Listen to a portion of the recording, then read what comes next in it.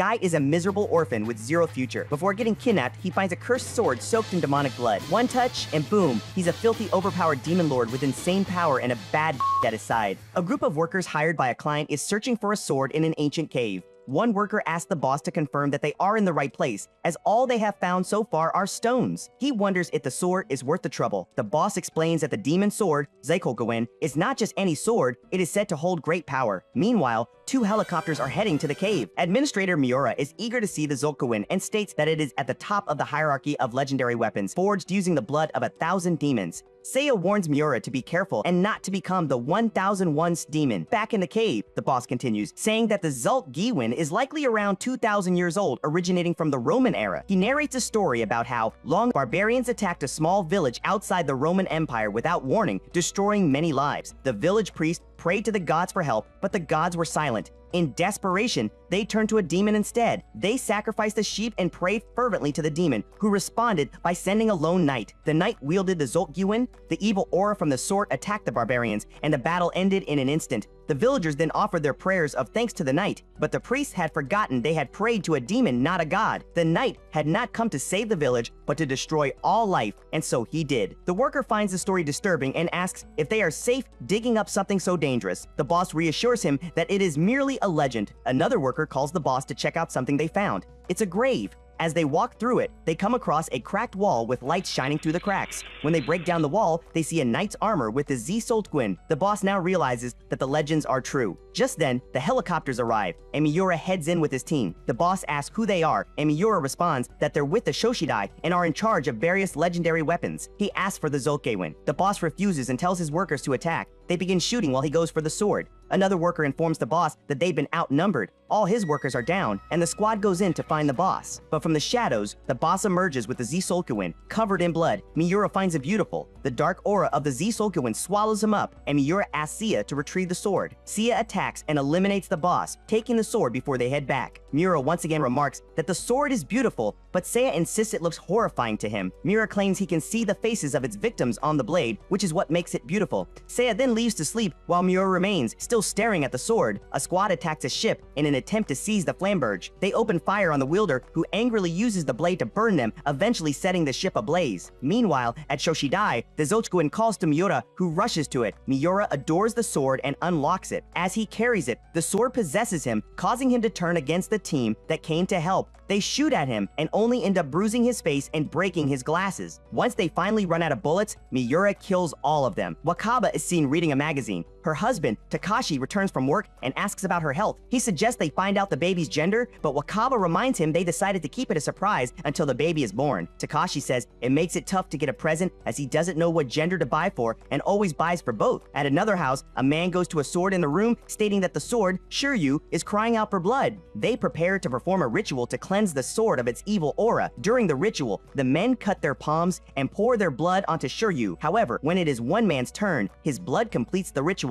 but he fails to stop in time. His blood touches the blade, and everyone is terrified. The man picks up Shiryu and licks the blade. The sword's evil energy takes over him, causing him to seek more blood. Suddenly, the man attacks and kills everyone in the room, but finds himself still craving more. A dark aura envelops the sword as he roars, sounding like a beast. Later, Wakaba and Takashi return from grocery shopping. Suddenly, Takashi stops, and when Wakaba turns around, she realizes he has been killed. She runs back to her husband crying, but the man just walks past them, still seeking more blood. Wakaba is now angry. People on the streets are terrified at the sight of the man. He suddenly attacks a woman, causing everyone to run away. The man then comes back to his senses. Realizing what he's done, he throws Shiryu away, but is suddenly stabbed in the back by Wakaba with the same sword. She finishes him off, and Shiryu possesses her. Now, she also is bloodlust. Sayaka walks quietly to school while Guy is at home watching a sword being forged. Sayaka isn't paying attention and keeps staring out the window. When classes end, her friends ask her to eat lunch outside with them since the weather is nice. While eating, they invite her to hang out after school, but Sayaka refuses, claiming she's busy. One friend points out that Sayaka never wants to hang out, and she apologizes. They then ask about a boy who is interested in Sayaka and whether she has turned him down. Sayaka denies this,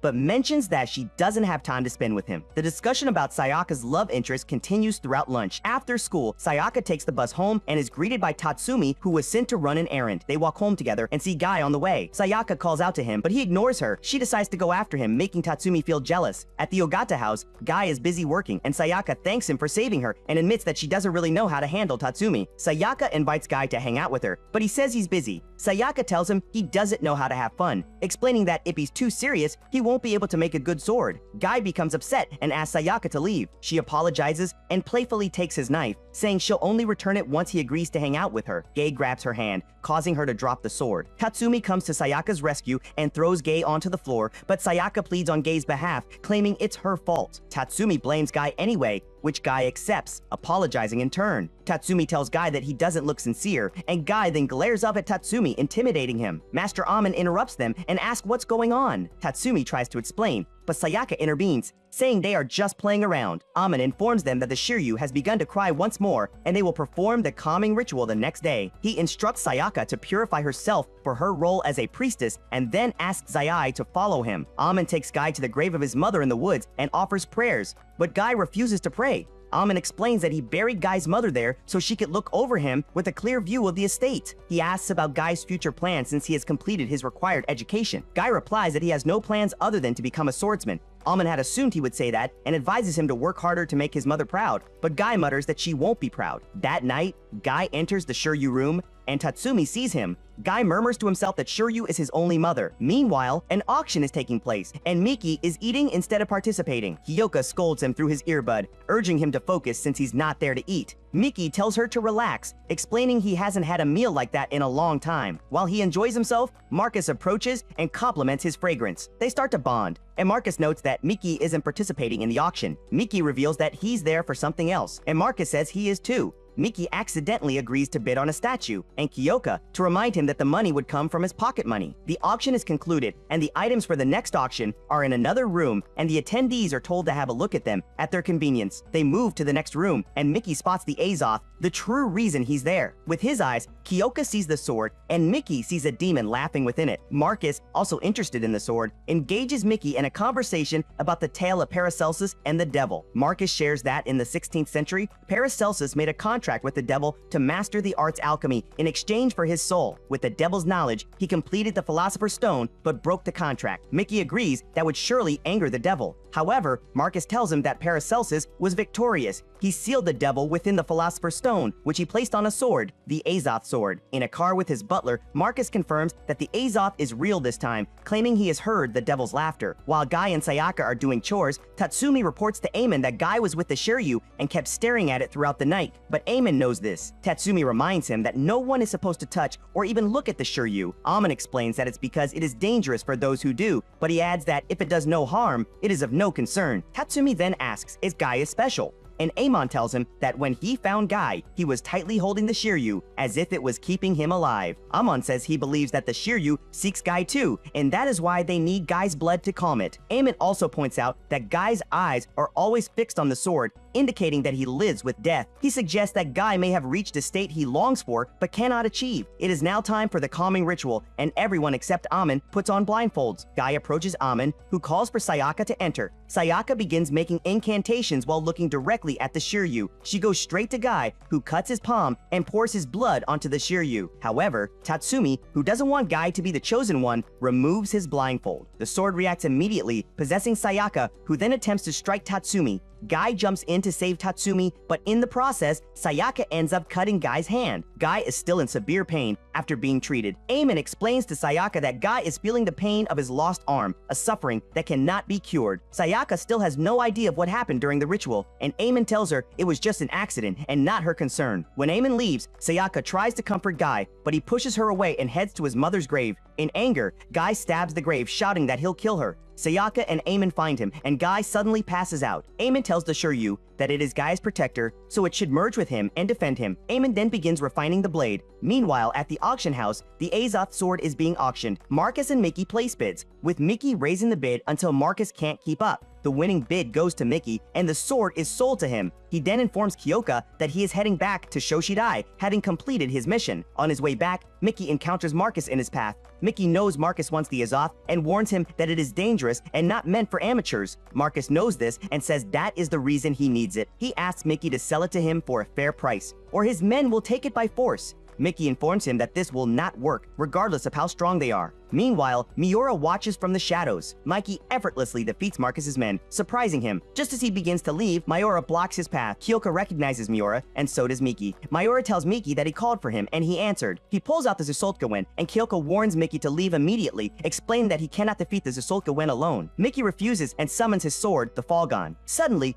Guy awakens and finds out that his arm is like an armor. The Zoltgawen takes over Miura, and he transforms into Busoma. They begin to fight, but the Zoltgawen is stronger. Kyoka urges Miura to run, insisting that he can't fight it alone. Miki then calls for lightning with his sword, and it strikes the ground, creating a thick fog. When Zusoltgawen cuts through the fog, he realizes that Miki has disappeared. Miki drives back to Shoshidai, feeling relieved and says he was almost done for. He suddenly realizes that the Azoth sword is missing. Gay stares at his new hand and hears voices urging him to kill. He realizes it's the Shiryu. Gay meets with Eamon and the other apprentices. He asks why Eamon would use the Shiryu on someone like him. Eamon explains that the Shiryu is his guardian sword and now serves as his right arm to protect him. He adds that if Guy feels remorse, he should become a swordsmith and forge a greater sword than the Shiryu. Guy then agrees and bows, while Tatsumi watches him quietly. She expresses her happiness that he is doing better, but Guy says that Eamon is a fool for destroying the Shiryu. Sayaka tells Guy that Eamon did it for his sake, but Guy does not feel worthy of such sacrifice. In frustration, he destroys the Shiryu scabbard and burns it. Meanwhile, Tatsumi confronts Eamon, asking why he would waste the Shiryu on Guy. Amon responds that a sword is merely a tool, and that people are more important than tools. Tatsumi reminds him that the Shiryu is not just a tool. Eamon insists that the Shiryu and Guy are bound by fate. He believes the Shiryu wanted to become Guy's arm, and says he desires to see how Guy lives now that the Shiryu is part of him. Eamon adds that if Guy lives his life as a sword, he may become his masterpiece. Marcus is asleep with the Azoth beside him. The demon on it comes out and Marcus suddenly wakes. He realizes that the entire fight between Zoltgawen and Falgon was not a dream. Knowing the teachings of ancient magic, he admits to the fact that powers exist beyond human imagination. He craves the power to be able to have his revenge. His sister walks in and invites him for brunch. The table is set and Marcus sits with his family. They're all chatty, but he doesn't respond to any of them. Frustrated, he yells at them to leave and says he will wire money to their account. His father asks if they have done anything wrong, and they suggest replacing the family with new people. But Marcus says that he's sick of having a fake family and yells at them to leave. Marcus then decides to perform a ritual for the Azoth sword, but it does respond. The doorbell rings, interrupting him. Kyoka and Miki go through Marcus's information and discover that he was involved in a car accident 2 years ago, which resulted in the loss of his parents and younger sister. As a result, he is now paralyzed from the waist down, and he is not expected to recover. Miki comments that it seems Marcus knew about the Azoth sword and hopes it's not too late for Marcus. Meanwhile, Marcus is with a visitor. He expresses surprise at her visit, and Erica tells him that she tried to contact him but received no response. Marcus mentions that he heard from Tanabe about their marriage and congratulates her. Erica asks if he genuinely feels that way, and Marcus agrees, saying he couldn't be happier for his ex-girlfriend and best friend. He requests an invitation to the wedding, however. Erica explains that Tanabe wants a private ceremony. As Erica leaves, Marcus watches her from the window and sees Tanabe waiting for her. Memories of their good times together flood back to him when she was his girlfriend. Marcus then declares that they will pay for their betrayal, and as he does, the sword reacts, causing the demon within it to appear. The demon tells Marcus that it can sense the flames of his hatred and asks to grant his wish while moving toward him. Meanwhile, Sayaka is returning home from school, and Tatsumi is once again waiting for her. He tells her it's going to rain, so he came to escort her. Sayaka declines his offer, but Tatsumi decides to walk her home, trying to engage her in conversation. He reveals that he turned down the opportunity to return home to find a wife and promises to stay with Sayaka forever. Suddenly, Tatsumi grabs Sayaka and confesses his love. She threatens to tell her father, Eamon, but Tatsumi responds that Eamon betrayed him and loves Guy more. He pushes her against a tree and says that he will take her instead. Just then, Guy interrupts and Tatsumi blames him before attacking him. Guy uses his Shiryu hand to stop him. Guy suddenly feels an urge to kill Tatsumi, but Sayaka calls out to him, stopping him. He decides to break his hand to silence the voices in his head, but cannot, so instead, he hits his head against the wall. Sayaka runs in to stop him, and the voices immediately disappear when she hugs him. While Tanabe and Erica are getting married, Marcus interrupts them. They're both surprised to see him. He stands up from his chair, surprising them even more. At the Ogata house, Kiyomi visits to return a blade to Master Amen, but he is not home. She asks one of the apprentices to give it to him. Kiyomi explains that it's a Tambokiri spear and that she was asked to sharpen it. She further explains that it's a legendary weapon, sharp enough that a dragonfly landing on the blade was sliced in half. However, Tatsumi is eavesdropping on their conversation. Back at the wedding, Marcus suddenly attacks Tanabe and Erika, pulling out the Azoth sword, but is confronted by Mickey. Marcus tells him to get out of the way, but Mickey tells everyone else to run. A dark aura radiates from the Azoth, making it difficult for Mickey to see as Marcus escapes. Mickey quickly uses his ball gun to disperse the darkness. Tanabe and Erika continue to flee, but Erika suddenly trips and falls. Marcus catches up to her and, descending upon her, attempts to attack. However, he suddenly has flashbacks and stops, overcome with emotion. He begins to cry, and Mickey comforts him, encouraging him to follow him to a place where he belongs. Meanwhile, Tatsumi sneaks in and takes the Tambokiri spear. Marcus, still in tears, cannot believe he tried to kill Erika and admits that he still loves her. Mickey reassures him it wasn't his fault, explaining that he is no longer himself because he was chosen by the Azoth sword. Mickey explains that over time, a weapon absorbs human blood and comes to life. He continues that a person's sorrow and despair strengthens that life, and when the weapon awakens, it resides in individuals with a desire to kill, strengthening that urge. Mickey tells Marcus that they're heading to Shoshidai, a place that cares for people like them, where they will be put to sleep. He says that it's a good thing Marcus didn't kill her, adding that if his killing rage had consumed him, he could have become a Basoma. Meanwhile, Guy is hard at work when he is suddenly attacked. He recognizes it's Tatsumi, but he looks different now. He is transformed into a Basoma, meaning he has become the weapon itself, completely overtaken by the urge to kill. Sayaka rushes to Guy's rescue, but Tatsumi roars at her, causing her to pass out. Tatsumi tells Guy that he has surpassed him. Mickey continues, explaining that someday they will also become Busoma, even if they seem fine at the moment. He says that the fate of anyone who merges with a weapon is sealed. It's just a matter of time, which is why they need to sleep. Marcus then asks Mickey to be his friend, to which Mickey responds with a laugh, and Mickey laughs, saying they were already friends ever since Marcus stole the Azoth sword. Tatsumi strikes Guy, pushing him back. Guy hears the voices telling him to kill. He finally succumbs to it, and his Shiryu arm transforms, and they begin fighting. Meanwhile, Eamon feels something is wrong and goes out to check. He comes across Sayaka still passed out and tries to wake her, wondering what happened. Tatsumi and Guy are still at it in the woods, and Guy finally pierces Tatsumi's stomach as he runs past him. Back at the Shoshidai, Marcus meets the leaders of the organization. Kyoka reassures him that he will be under their protection from now on. They all welcome him, and Marcus asks about Miki's whereabouts. Kyoka tells him that he will see Miki soon. Meanwhile, Miki is undergoing a scan, and everything appears normal. He sneakily waves at Mina. The Shoshidai officials inform Marcus not to worry, promising to take full responsibility for his well-being. Their duty is to research the methods weapons use to possess people, and if they are successful, they may be able to change Marcus from a chrysalis back to a normal person. Then, he wouldn't have to worry about becoming a Basoma. Marcus is asked if he remembers what happened when the Azoth possessed him. He explains that he saw himself holding it, and the next thing he knew, it felt like he was merging with his body. One of the officials then asks him to work with them for a better future. He is skeptical, but they tell him that the answer has already been decided. They are the only ones who can save him. Meanwhile, Miki and Mina are making out in the examination room. Miki wonders when they will be able to see each other again and expresses his fear about not knowing how long he will be able to remain human. Mina assures him that the organization is doing their best and that he will return to normal someday. Miki admits he's worried about her ending up with another man while he's asleep, but Mina tells him she would never do that and would always be thinking about him. Just as they're about to kiss, Miki receives a call from Kyoka, who wants him to come to the armory because Marcus is by himself and feeling nervous. After the call ends, Miki grabs Mina and they resume kissing. Guy is out on the streets and sees a couple of dead bodies. He spots Tatsumi on a building, and the Tanbokiri spear overwhelms Tatsumi, causing him to completely transform into a Busoma. Tatsumi jumps down and attacks Guy. They begin to fight, and Guy stabs Tatsumi in the chest, defeating him. A helicopter informs the Shoshidai about a Busoma in sight. Back at the organization, Marcus is excited to see Miki and hugs him, crying. Kyoka shows Marcus where the weapons recovered by the Shoshidai are being kept. Just then, Kyoka receives a call about an emergency regarding a Basoma and a chrysalis being found. She excuses herself and leaves. The helicopter continues to hover over Tatsumi and Guy and start firing at them, forcing Tatsumi to flee. Guy cuts through the helicopter with a dark aura from the Shiryu, causing it to crash. Kyoka is informed that headquarters has requested support for a chrysalis. The man asks if they should send Miki, but Kyoka declines, saying he has worked more than enough. She has someone else in mind. Guy makes it back home but is too weak. Sayaka goes to help him, and the Shiryu begins choking him. Eamon comes to the rescue, pulling the hand away from Guy's neck. He succeeds, and Guy passes out for a little while, then awakes, looking confused. Meanwhile, as Shoshidai, Marcus and Miki are still together in the weapons room. Miki tells Marcus all about the swords as they walk around. He explains that a chrysalis must sleep to remain a chrysalis, and that one of the Shoshidai's duties is to put them to sleep. He adds that just as a chrysalis becomes a butterfly, they too will eventually become Busoma. The purpose of putting them to sleep is to delay that process. Once they become Busoma, they lose their own will and become the weapon itself, driven only by one thought: to kill. Miura arrives at a prison but is told to leave as the place is off limits. He refuses and uses the Zyokyoin to kill the guards. An announcement is made about an intruder, but Miura defeats everyone in his path. The prisoners ask him to release them, but he instead tells them that their desire to kill and their hatred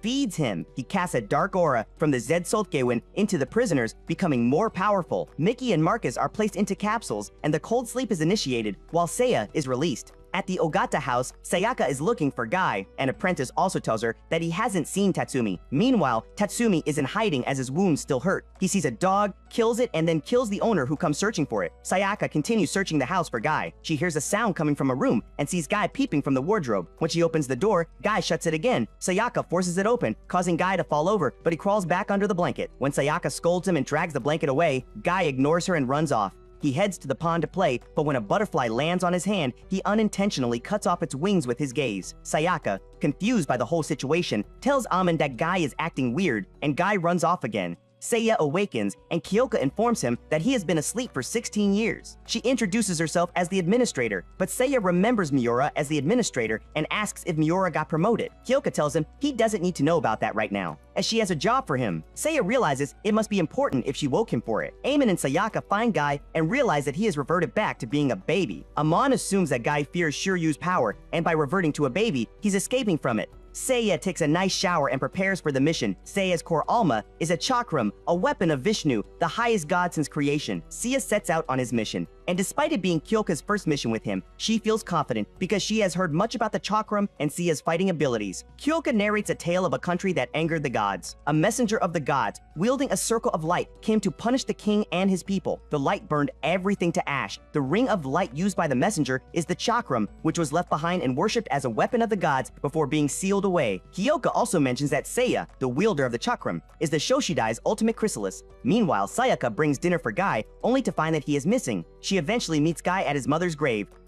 As it begins to rain, Guy starts to cry. Sayaka remembers his condition and comforts him. She promises to take him to a festival happening that day. In another scene, Amon meets with Kigetsu, and they discuss Guy. Kigetsu points out that Amon's decision to forge the Shiryu into an arm for Guy is a bold move. He is concerned that the evil of the Shiryu could consume Guy. Amon tells him that he had thought it over, but the Shiryu has been Guy's protector since birth, and only the Shiryu can cut through the blade within Guy's heart. Kigetsu points out that there might be two Shiryu blades. Amon agrees, stating that if that is the case, then the Shiryu they know is the lesser of the two, as no name has been carved into it. They conclude that a superior version must exist somewhere. At Fujishiro's sword sharpening, Kiyomi is obsessed with the katana blade she is working on. She shares her knowledge about the blade with Haita. She then licks it and, from the taste, can figure out where it was made. Kiyomi begins begging Haita to cut her with the blade, but he refuses. Seiya is upset that his first mission in a while is in the middle of nowhere. Meanwhile, Sayaka and Guy are preparing for the festival, but Tatsumi is monitoring Sayaka. They both have a good time and play a lot of games together.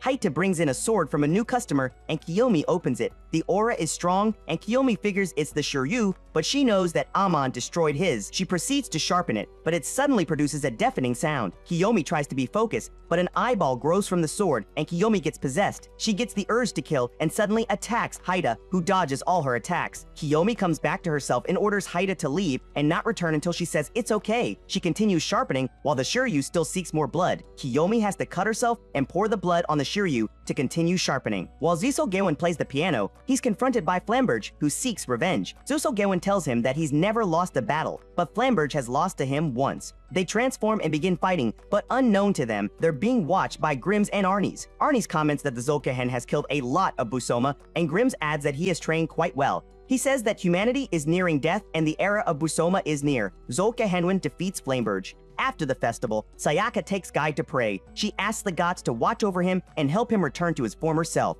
However, Guy just stares at her, looking confused. On their way home, they are confronted by Tatsumi, who is after Sayaka. He attacks them, and Guy instinctively blocks the attack, but Tatsumi knocks him away. Sayaka goes to Guy's aid, but Tatsumi takes her. He tells her she belongs to him alone and points his Tombokiri spear at her neck. His hand is suddenly cut away, and he lets go of Sayaka. Saya's chakram flies back to him, and he tells Sayaka that Tatsumi is now a Busoma and is not human anymore. Tombokiri picks up his weapon and attacks Saya, who effortlessly blocks him. Back at Fujishiro, the owner of the Shiryu sword comes for it. Meanwhile, Kiyomi is having a hard time. The man says goodbye to Haida, but before he leaves, Haida asks about the sword, but he ignores him and leaves. Seiya and the Tombokiri are still at it. Seiya knows there's no way to save Tatsumi as he's already been totally consumed by the Tombokiri. He then decides to end it. Seiya summons a bigger chakram and restricts Tombokiri with it, eventually defeating it by causing the Tombokiri to vanish. He calls the job a boring one and apologizes to Guy and Sayaka, telling them to think of it as a bad dream. Seiya turns to leave, but feels an energy surge from Guy. He realizes that's who he really came for, and goes back to him, but Guy is still clueless. Seiya approaches Guy and punches him, causing Guy to fall helplessly to the ground. Sayaka runs to help him and protects him from Saya. Saya tells Sayaka to go home and not get involved with Guy. Saya figures that Guy has regressed to a childlike state, but says Guy can't run from who he is. He pushes Sayaka away and asks Guy to show him who he really is.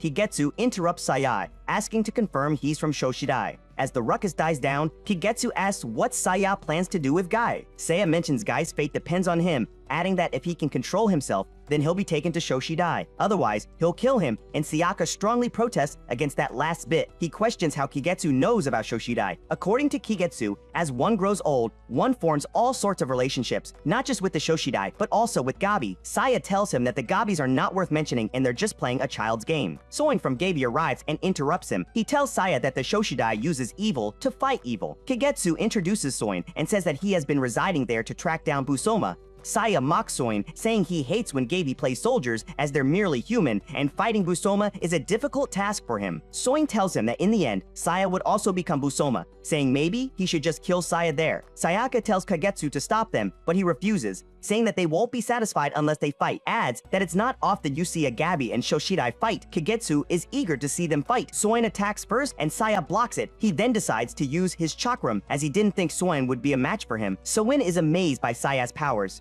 Something grows out from the ground below Soin, and Guy throws a stone at it, but it hits Soin instead. Soin is annoyed and turns to Guy, but Sayaka begs on Guy's behalf, saying he's a child. So one pushes her away and picks up Guy, saying his aura is filled with evil. A Busoma arises from Sowan's shadow and kills him. The Busoma was waiting in Sowan's shadow for a chance to strike. The Busoma attacks Guy too, which leads to Guy finally awakening. He strikes back and stabs the Busoma in the face. Kigetsu comments that Guy's aura is overwhelming. Guy then cuts the Busoma. Kigetsu thinks the fight is over, but the Busoma attacks back and vanishes. Saya decides to use the opportunity to find out for himself whether Guy would become a Busoma. Kigetsu comments that Guy is at a disadvantage, and true to his words, Guy cannot defeat Saya's chakram and is pushed down. Sayaka runs to help him, but Saya tells her to move. Guy then comes back to himself, but Saya tells him he's not the face he wants to see and wants to attack, but Kigetsu is on him and rizzes him, giving a chance for Guy and Sayaka to escape as Saya tries to break free from Kigetsu. Saya finally gets him off and threatens to kill him, but Kigetsu tells him that he'll tell him where Guy escaped to. Saya gives him a chance, and Kigetsu starts telling Saya about Guy's arm and offers to take him to where Guy stays. Saya agrees, but threatens that he'll slice his head off the next time he comes close to him. Kigetsu takes Saya to Amon and says Saya came to learn about Guy and the Shiryu. Kigetsu then asks Amon to elaborate on Guy's blade. Amon starts by saying that Guy's heart is still trapped in the darkness of his mother's womb. Meanwhile, Guy and Sayaka are in a cave. His wounds have healed, and he asks Sayaka what happened to him. He gets flashbacks of everything, but Sayaka tells him not to worry, and once the rain stops, they'll head back home and ask Amon for help. To lighten the mood, Sayaka reminds Guy that they usually came to play in the cave when they were kids. Guy says he doesn't have any pleasant memories and tells her that he always ran away from home. Sayaka tells him she remembers, but that he always came home. Guy says it's because every time he ran, he realized he had nowhere to go. Sayaka gets the hint that he isn't running from them and asks what he's always running from. Guy says the darkness. He explains that no matter how far he ran and searched for a different world, there was no use and the darkness followed him everywhere and would try to kill him. He adds that he couldn't escape even if he tried, and that's why he decided to change the way he thought. He's determined to use the sword he makes and slice open the world and the darkness trying to kill him. Sayaka is sacred and tells Guy that there's still light in the world. Guy tells her that they both live in different worlds and, hence, see different things. Sayaka tries to comfort him, saying he has her and Eamon, but Guy refuses it, saying he has no family. He asks Sayaka to leave him alone, saying he wants to take a nap. Back at home, Kagetsu and Eamon are still discussing. He asks Eamon to tell them more about the Shiryu. Eamon informs them that the Shiryu was forged by a dragon. He narrates that during the Muromachi period, there was a shrine not far from the capital where the horn of a dragon was worshipped. One of the servants was overcome with a wicked idea and took the horn with his wife. Along the way, they have doubts and decide to check if it's really the horn. As they open it, a dragon spirit appears and enters into the girl. The girl became pregnant and gave birth, but the baby was covered with scales and had the eyes and horns of a dragon, so they wrapped it and sent it down a river. The baby was taken by an aged swordsmith and later became his student. The swordsmith later passed away, and the dragon swordsmith continued the business. He improved his skills and eventually became famous. He finally had a family and was happy that his baby was normal. The dragon swordsmith's reputation reached the shogun at that time, and he was ordered to create a sword without equal. The dragon swordsmith began to create the greatest blade of his generation. The shogun then requested to be presented to him in person, but he cannot present himself to others. The shogun then asks him to take off the mask, and when he does, the shogun orders for him and his family to be killed. His wife and child were then executed, but blades could not pierce his skin.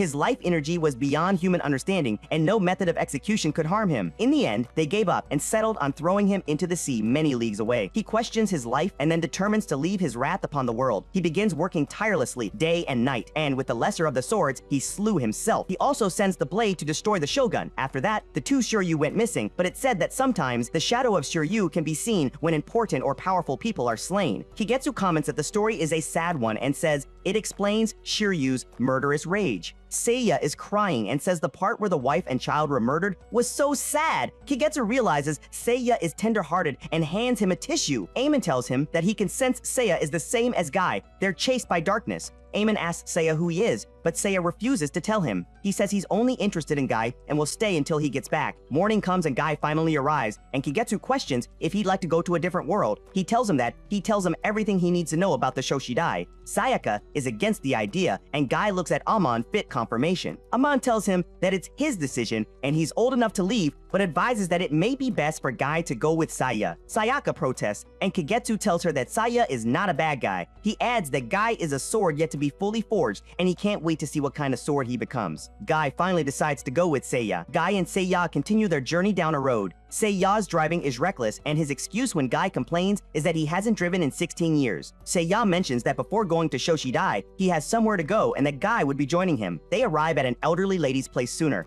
As she gets the door for them, Seiya asks to confirm that she is Ka. She recognizes him and welcomes him home. While they wait for her tea, Seiya compliments the roses, saying they're still pretty. T agrees and adds that roses are seen as a symbol of restored youth because of their nature. Seiya asks how she has been and if she's married. He continues that it's his fault for leaving her for so long and asks her to tell him the truth. He simply laughs, referring to what Seiya said as a joke. She says they're together every day, adding they saw a movie the previous day. Guy is confused, and before he says anything, Seiya cuts in, saying he was just joking, and justifies Guy's reaction, saying he doesn't understand city jokes since he's from the country. Just then, the tea is ready, and Kay heads to prepare it. Seiya signals Guy outside. When they're outside, Guy asks who the lady is, and Seiya answers that it is his girlfriend. Seiya explains all chrysalises will someday become Busoma, adding Guy will eventually become one too. To delay the process, they're put into a cold sleep at the Shoshidai. Preserved in ice, they're dreamless, shut down, and are only awakened when their powers are needed. He hasn't seen Kay for the 16 years he has been away, and the other times he's been shut down. He met her in high school, where she was a year younger than him, but since one doesn't age during cold sleep, she grew old while he remained the same.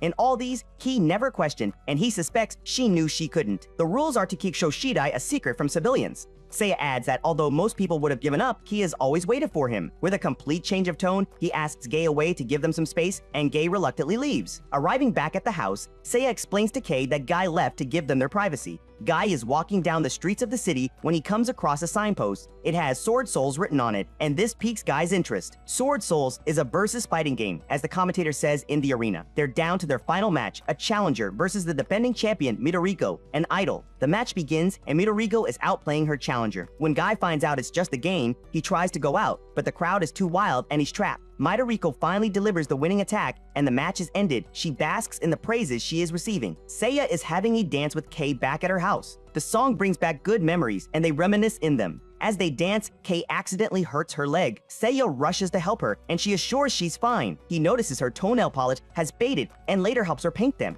Seiya tells Kei to ask for anything she wants him to do if there is any. As Kei says, Seiya is kind. He is confident as he has always been. Kei mentions a couple of times he was otherwise, like when he made her ride a roller coaster against her will. She is having fun as she mentions a couple more instances, and then a time when Seiya jumped into a lake to save her hat, mentioning that it was kind of him. Kei reveals she still has a lot of places she'd love to go to with Seiya and lists a few. Seiya jokes that she's asking for a lot, and she disagrees, mentioning that they're still in their 20s. Seiya looks concerned, but immediately suggests they go to the lake. Kei is really happy and runs off to prepare. As she leaves, a telephone in the room rings and then goes to voicemail. It is a call from Kei's care worker. She asks if Kei has decided to go to the hospital she suggested, adding the doctor said she may not survive another attack. Before the voicemail ends, she urges Kei to decide on a home to go to, as it is dangerous for her to stay alone. After listening, Seiya heads up to meet Kei. He sees, when he arrives, that her mirror is covered up. Just then, Kei comes from behind, calling Seiya an illusion. Even as she touches him, she still believes he isn't real.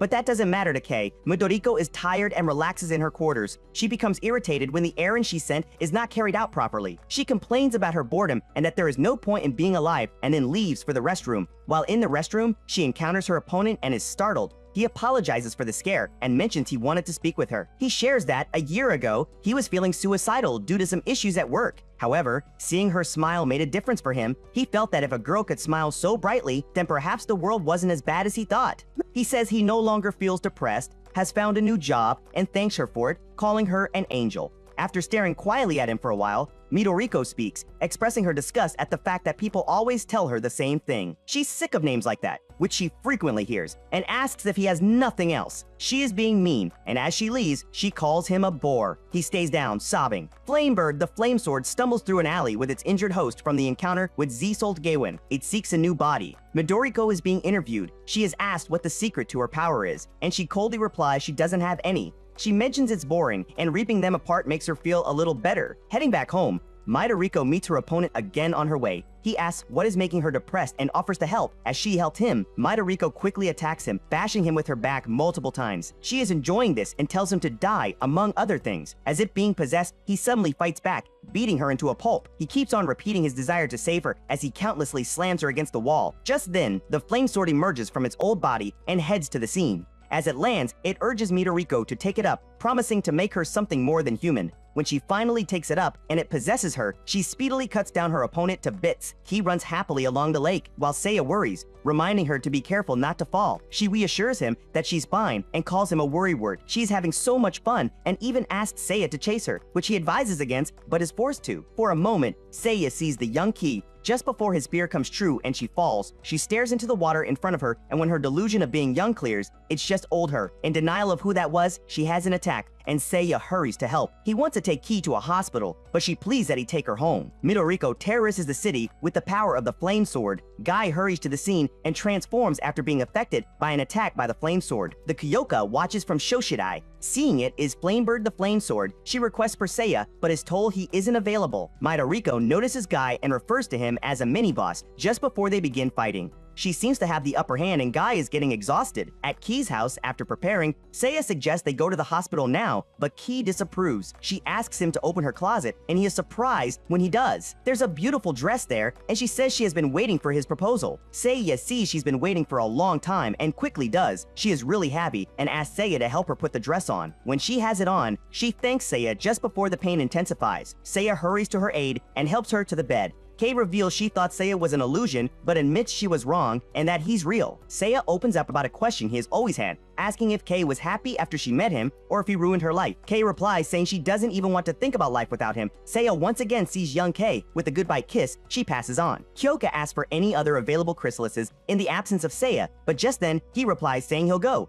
Guy is holding his own against Midoriko, but soon gets overpowered. Just before she finishes him off, Seiya interferes. Midoriko refers to him as the big boss, just before blocking off his attacks. As she compliments his attack, she vanishes, escaping. Seiya helps Guy up and they head their way. 8. A woman is relaxing on her yacht, about to sip from her glass when she suddenly notices something. Yasuko, the woman, calls for her errand boy, Billy, and complains about the drink before pouring it on his face as he apologizes. He offers to prepare another drink, but she declines, instead instructing him to rub some ointment on her, adding she doesn't want wrinkles. While in the process, Yasuko asks what Billy will do when they find the treasure, and he looks confused, so she mentions, specifically, Pirate Throla's treasure, asking what he thought they were in the middle of the ocean for. Catching on, Billy says he'll buy a house for his father and mother when the treasure is found, and Yasuko admires that. A diver calls on her, mentioning he found Throla's treasure, and both Yasuko and Billy are surprised. The whole crew stares at the crate for a while before Yasuko opens it. There are only bottles in there and no treasures. After checking it out, one of the divers finds out it's champagne and happily drinks it. Yasuko is frustrated and calls them all useless, mentioning she hired them because they were treasure hunters and calling their efforts pathetic, just before gulping down the same wine. In the city, Issei, a hairstylist and beautician, attends to a customer. He's pretty good at this and can even tell the way she's been living and the number of strands her hair has just by the feel of her hair. He is finally done and hands her over to one of his staff. Back on the yacht, they all discuss what they'll do with their share of the treasure if only Yasuko is true and gives it to them. Yasuko points out that they should find the treasure before worrying about their share. The captain mentions to Yasuko that talking about their dreams would give the men motivation. Personally, he'd love to get a ship as he can't be hired captain forever. The professor, after being asked, he doesn't want any. As an archaeologist, he expresses his only desire is to see Galen's hammer.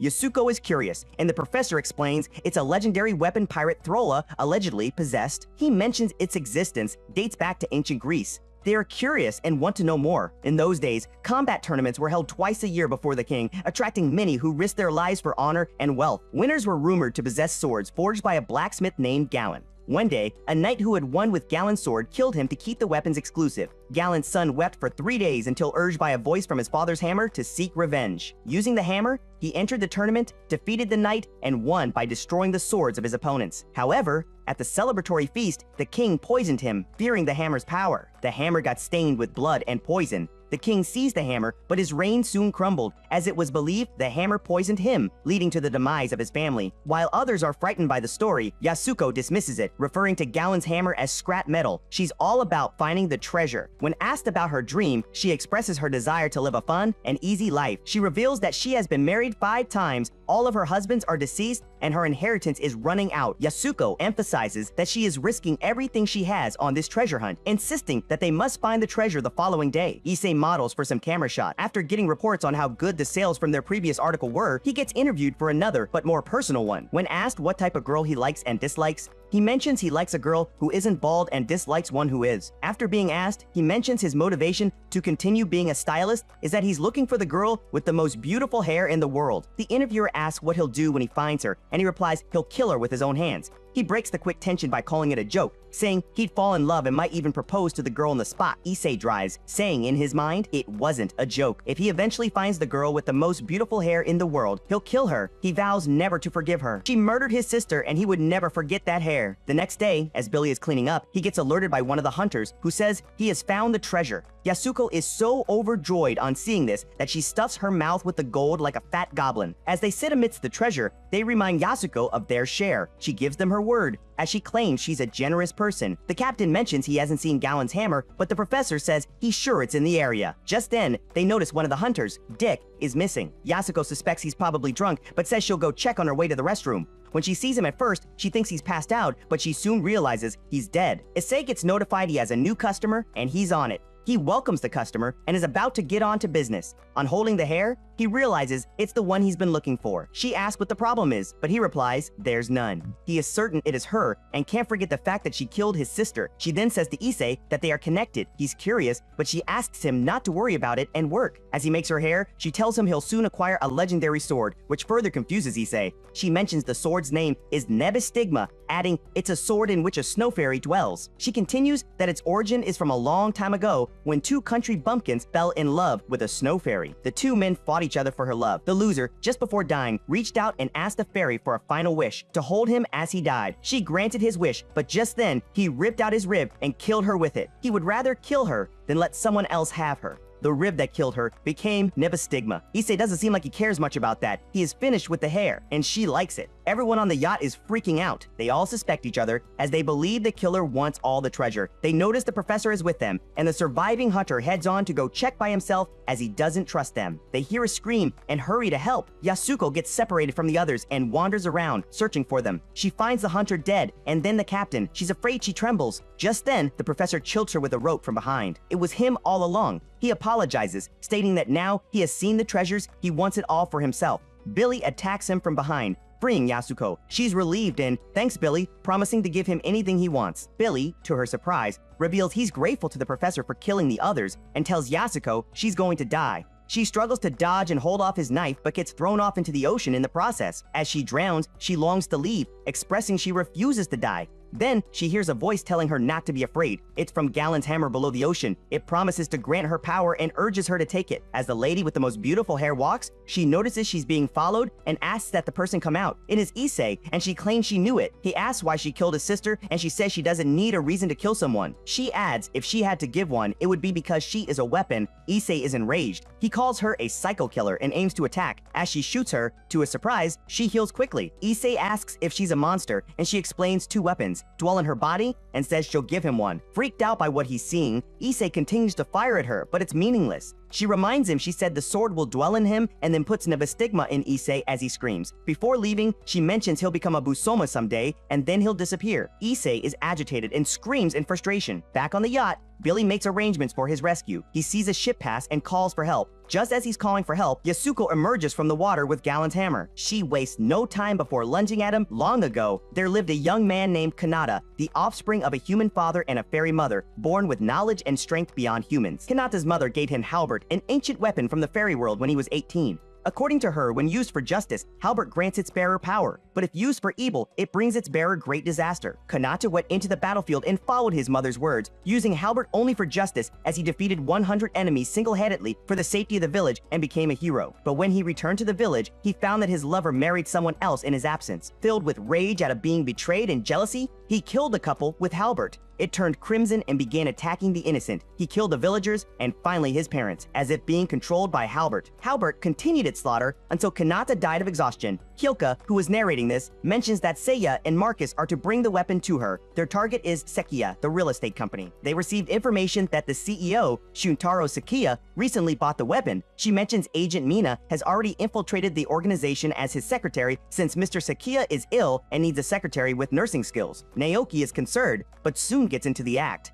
They ask to see Mr. Sekiya, like they're from another company. Seiya and Guy sit out to eat. Seiya is still thinking about Kei and what happened when he notices Guy is staring. Guy reminds him of their destination, but Seiya says he wants to enjoy it a little as it's been a while since he was outside. He suggests Guy does all he wants now because when they are put to cold sleep, they don't know when next they'll be brought out. But Guy says he has no plans. Seiya explains to Guy that they can't enjoy themselves like others since they're constantly put to cold sleep and they can only remember what was. He further says it's their only way to exist in this world. He asks Guy what he has seen in his life. Naoki meets with Mina, and Marcus is surprised to see they're together. She goes straight to business, saying there's a ground floor for executives, and the halberd is kept there in a safe. She explains a route they can take there, and Naoki appreciates it. As they head on with it, Mina warns them of the tight security. While in the elevator, Marcus asks Naoki about him and Mina, and he confirms they're dating, asking Marcus to keep it a secret, as they aren't allowed to keep in work relationships, and Marcus understands. They reach an area off limits to the public. The place is full of cameras, but Marcus has an idea. Using the power of his Azoth sword, he surrounds them both with darkness, and they can't be seen through the camera. From the men bathroom, they continue through the air vents, and Marcus expresses his displeasure for filthy places like the vents. Not being able to withstand it any longer, he rushes out right after Naoki as they reach their destination. Naoki contacts Mina to let her know there's been an issue. After opening the first safe, there was another and they needed another password. As Naoki asks for any idea Mina might have, Marcus leans into the lock and unintentionally undergoes the security eye scan. Since his eye doesn't match the scan, it triggers the alarm and gas emission protocol and the air vents shut,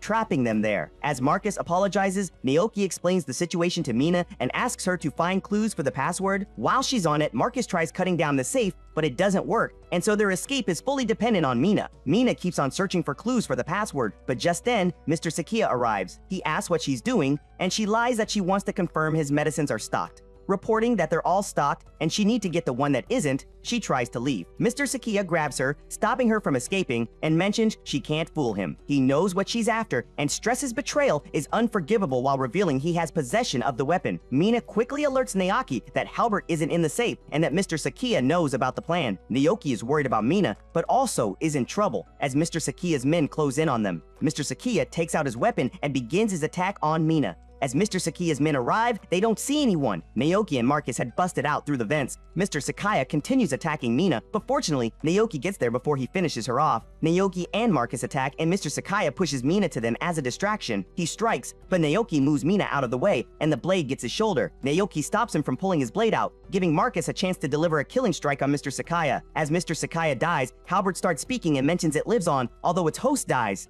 It says, now lives inside Naoki, and enters his body. Naoki is going through much pain, and both Mina and Marcus are worried. He suddenly bursts into laughter after pretending to pass on. He apologizes for scaring them, assuring them he's fine. Mina intends to call Shoshidai, but Naoki mentions since they're done with the mission, they should spend time together. Now they're both outside, explaining they don't know when they'll see each other again if he returns to Shoshidai. Mina agrees on the condition that Naoki is actually fine, and he claims he is, and Marcus gives them their space and leaves. Mina once again expresses her worries, as Naoki now possesses 2 weapons, which is too much strain. Lijath. As Naoki reassures her, he briefly feels the influence of the weapons urging him to kill. Still, he assures Mina he's fine, as she asks what the matter is. They go on, having a good time together and trying out several fun things, really utilizing the opportunity. At the end of the day, they sit together discussing it. They have at their Guinness Book of Record kiss, but Naoki gets interrupted by the murderous urge from the weapons. As he struggles to fight it, he tells Mina to run. He can no longer hold back, and it lets loose, wielding both weapons. Kyoka sees this from Shoshidai and how serious it is, and she orders they send Marcus. Seiya and Guy are still out. Guy ponders on what Seiya asked him. He thinks of what he has seen, and Sayaka, Amin, and his mother's grave come to his mind. He feels the sword is watching over him, as it has seen all he has seen as well. Just then, they get a call, and Seiya notifies Guy that their break is over. Naoki is still possessed by the 2 weapons, and he doesn't recognize anyone, even Mina. He attacks her without thinking or holding back. Marcus arrives at the scene to stop him, but his efforts are futile. Just then, Seiya intervenes. His attack from a distance lures Naoki from the others to him, and he mentions only he can satisfy the monster in Naoki. Naoki, all fired up, transforms into a Busoma and starts fighting Seiya. Seiya sees Naoki hasn't fully become a Busoma, even as he transforms. The fighting continues and Naoki is getting destructive. Guy's arm aches to join as he watches from the sidelines. Naoki soon starts overpowering Seiya, but Guy joins the fight, intervening. He holds his own for a while before Naoki attacks with a blast. Seiya jumps in front of it to tank it, saving Guy. Naoki is about to continue attacking when Mina draws his attention. For the moment, she tries making him remember her and himself. Naoki stops attacking. As he struggles to get a grip on himself, Guy strikes him from behind, ending the fight. He falls into Mina's arms. Back at Shoshidai, Naoki is being examined. He reverted to a human because he didn't fully become a Busoma. From the analysis, a cold sleep won't help this time since he could become a Busoma at any time as he holds 2 Alma. The best course of action is to recover the weapon. Naoki is up, and Mina assures him the exam results say he's fine and would be okay when put into cold sleep, and Naoki is glad. He apologizes for trying to hurt her, stating he doesn't have the right to love her, but adds he can't let her go. Mina is fine and asks him not to apologize. Naoki and Marcus are ready to be put into cold sleep and bid farewell. In the last moments, Naoki's desires to live an average life, have kids, and get a house replay. For him, the process this time is different from the regular cold sleep, and he struggles as his body withers away. Mina watches as the memory of Naoki asking her to be his wife lingers on her mind. A boy, Shin, is struggling to sleep. The Shiryu is crying again. During breakfast, he tells his butler, Tokumitsu, about it. They think maybe the Shiryu is crying in search of its fellow. A maid interrupts their discussion to announce Shin's expected visitors have arrived. The first visitor, Shinohara, proposes to build an orphanage and has found the perfect building for sale, surrounded by nature. Shin loves the idea and gives his approval. The next visitor, Kurata, wants to build a nursing home for senior citizens. Shin also loves this idea, but unfortunately, Kurata wants the same building that Shinohara has chosen. Amin finds Sayaka staring at the empty spot where Shiryu once lay. She is thinking about Guy and feels disappointed that he left, especially since they have been together since childhood. Amin tells her that she doesn't understand. Guy is guided by the destiny of the Shiryu. Sayaka questions why Amin shaped the Shiryu into an arm if he knew that would happen. She worries about Guy's future. Amin reassures her that Guy is trying to live as a sword and that he was merely offering assistance. However, Sayaka insists that Guy is a normal person and cannot live as a sword, and then she walks away. Amin says a sword is fated to kill from the moment of its birth, but with a sheath, the sword can choose its own fate. He believes that if Guy is an unsheathed sword, with humanity as his sheath, he may be able to slice open his fate. Eamon wonders which fate Guy will choose. Sayaka stares at the moon. She claims she's the only one who truly knows Guy, the real Guy. She wonders if he is still himself, the boy who saved her when they were kids. It was on a day when Guy ran away and she chased after him. In the midst of her pursuit, she encountered a wild animal, but Guy intervened and saved her. He came back to protect her and shed blood for her sake. Sayaka says she can tell Guy is looking up at the same moon she is. Indeed, he is. Seiya approaches Guy, and Guy asks him to confirm that he still doesn't want to go to a hospital. Seiya explains that chrysalises heal quickly, and Guy should try harder to comfort him if he's worried since he got hurt protecting Guy. Guy retorts that he didn't ask for that. He then questions why Seiya chose to protect him, to which Seiya replies that it's because Guy is incredibly weak. Guy refuses to believe this. Seiya then asks if there's a girl Guy likes or anyone he wants to be with. Guy responds that he has been alone since he was born and will always be. Seiya agrees that it's an easy way to live,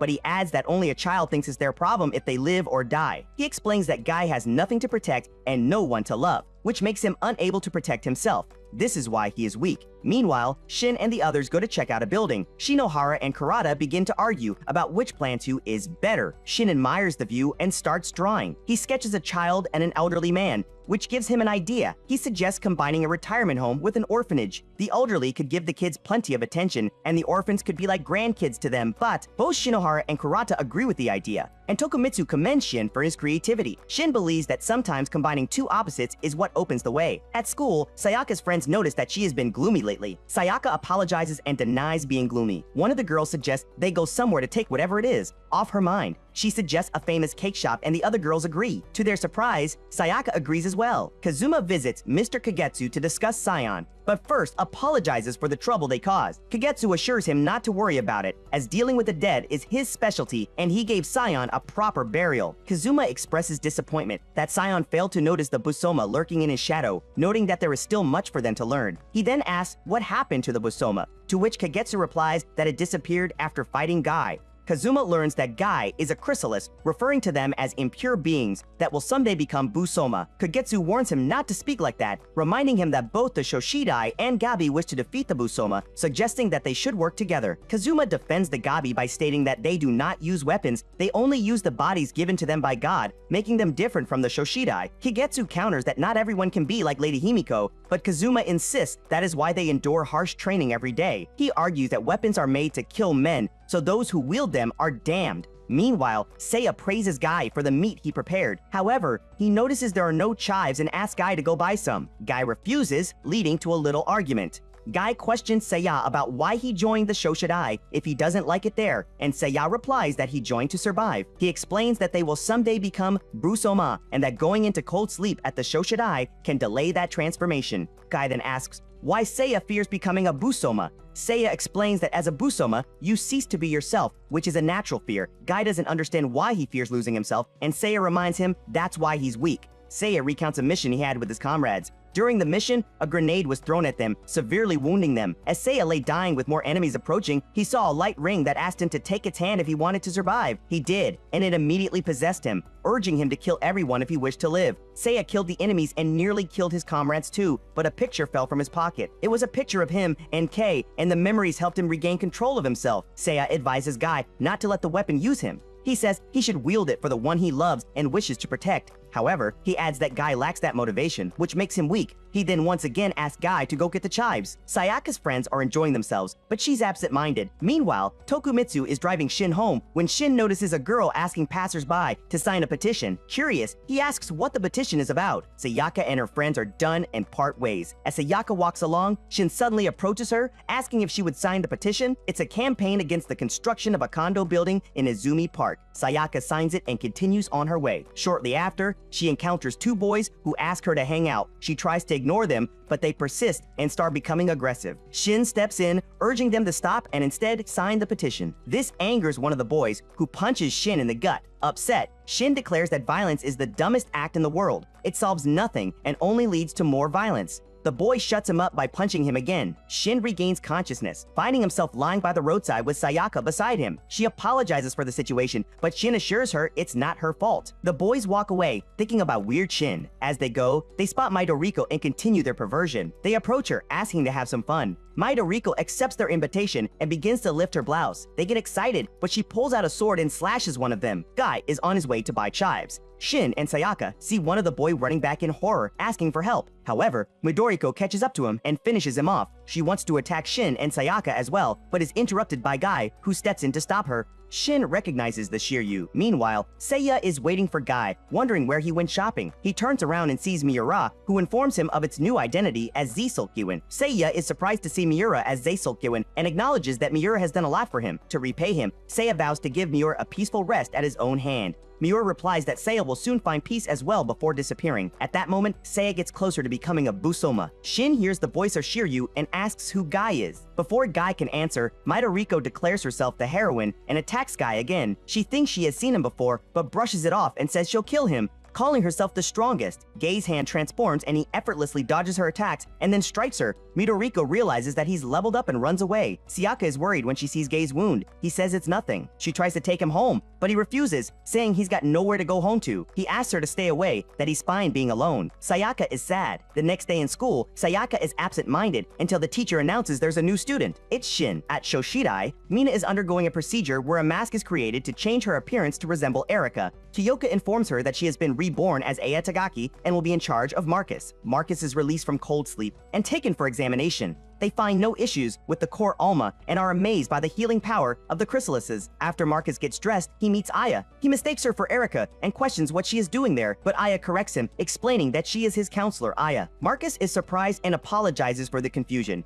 Aya takes a seat and begins the session. She asks to confirm that he has only gone through one battle so far, to which Marcus agrees, adding that he may not be cut out for fighting. Aya reassures him that everyone feels that way at first and asks if he is afraid. He admits that he is scared and still can't believe what happened to Mickey. He then asks if Mickey is in cold sleep, and Aya confirms this. Marcus expresses that he feels alone without Mickey, but Aya assures him that he now has her as support and can talk to her about anything. Marcus fears that he will someday become a Busoma, but Aya reassures him that Shoshidai will do everything possible to help prevent that from happening. Despite this, Marcus remains uncertain since there is no cure yet and begins to panic. In an effort to comfort him, Aya places his head against her chest, promising to do what she can to protect him. This action reminds Marcus of a moment he had in the hospital after learning about his legs when Erika comforted him in a similar way. He mutters her name, and Aya immediately lets him go, feeling it has become awkward. He apologizes, but she tells him he can call her Erika and holds his hands. Seiya and Gay are back on the road, heading for the Shoshidai. Seiya explains to Gay what the Shoshidai is. He likens the chrysalises to patients suffering from an incurable disease. No medicine can stop it, and ultimately, you don't just die, the weapon's instincts take over, and you lose yourself. He describes Busoma as pathetic monsters, emphasizing that one becomes a weapon. Just like his chakram or Gai Shiryu, there are many weapons in the world known as Saga Alma that can possess humans. Gai Shiryu is a rare case, having externally crystallized. The Shoshidai exists to gather and preserve all the Sage Alma in the world. It is a facility where people like them, those possessed by Sage Alma or chrysalises,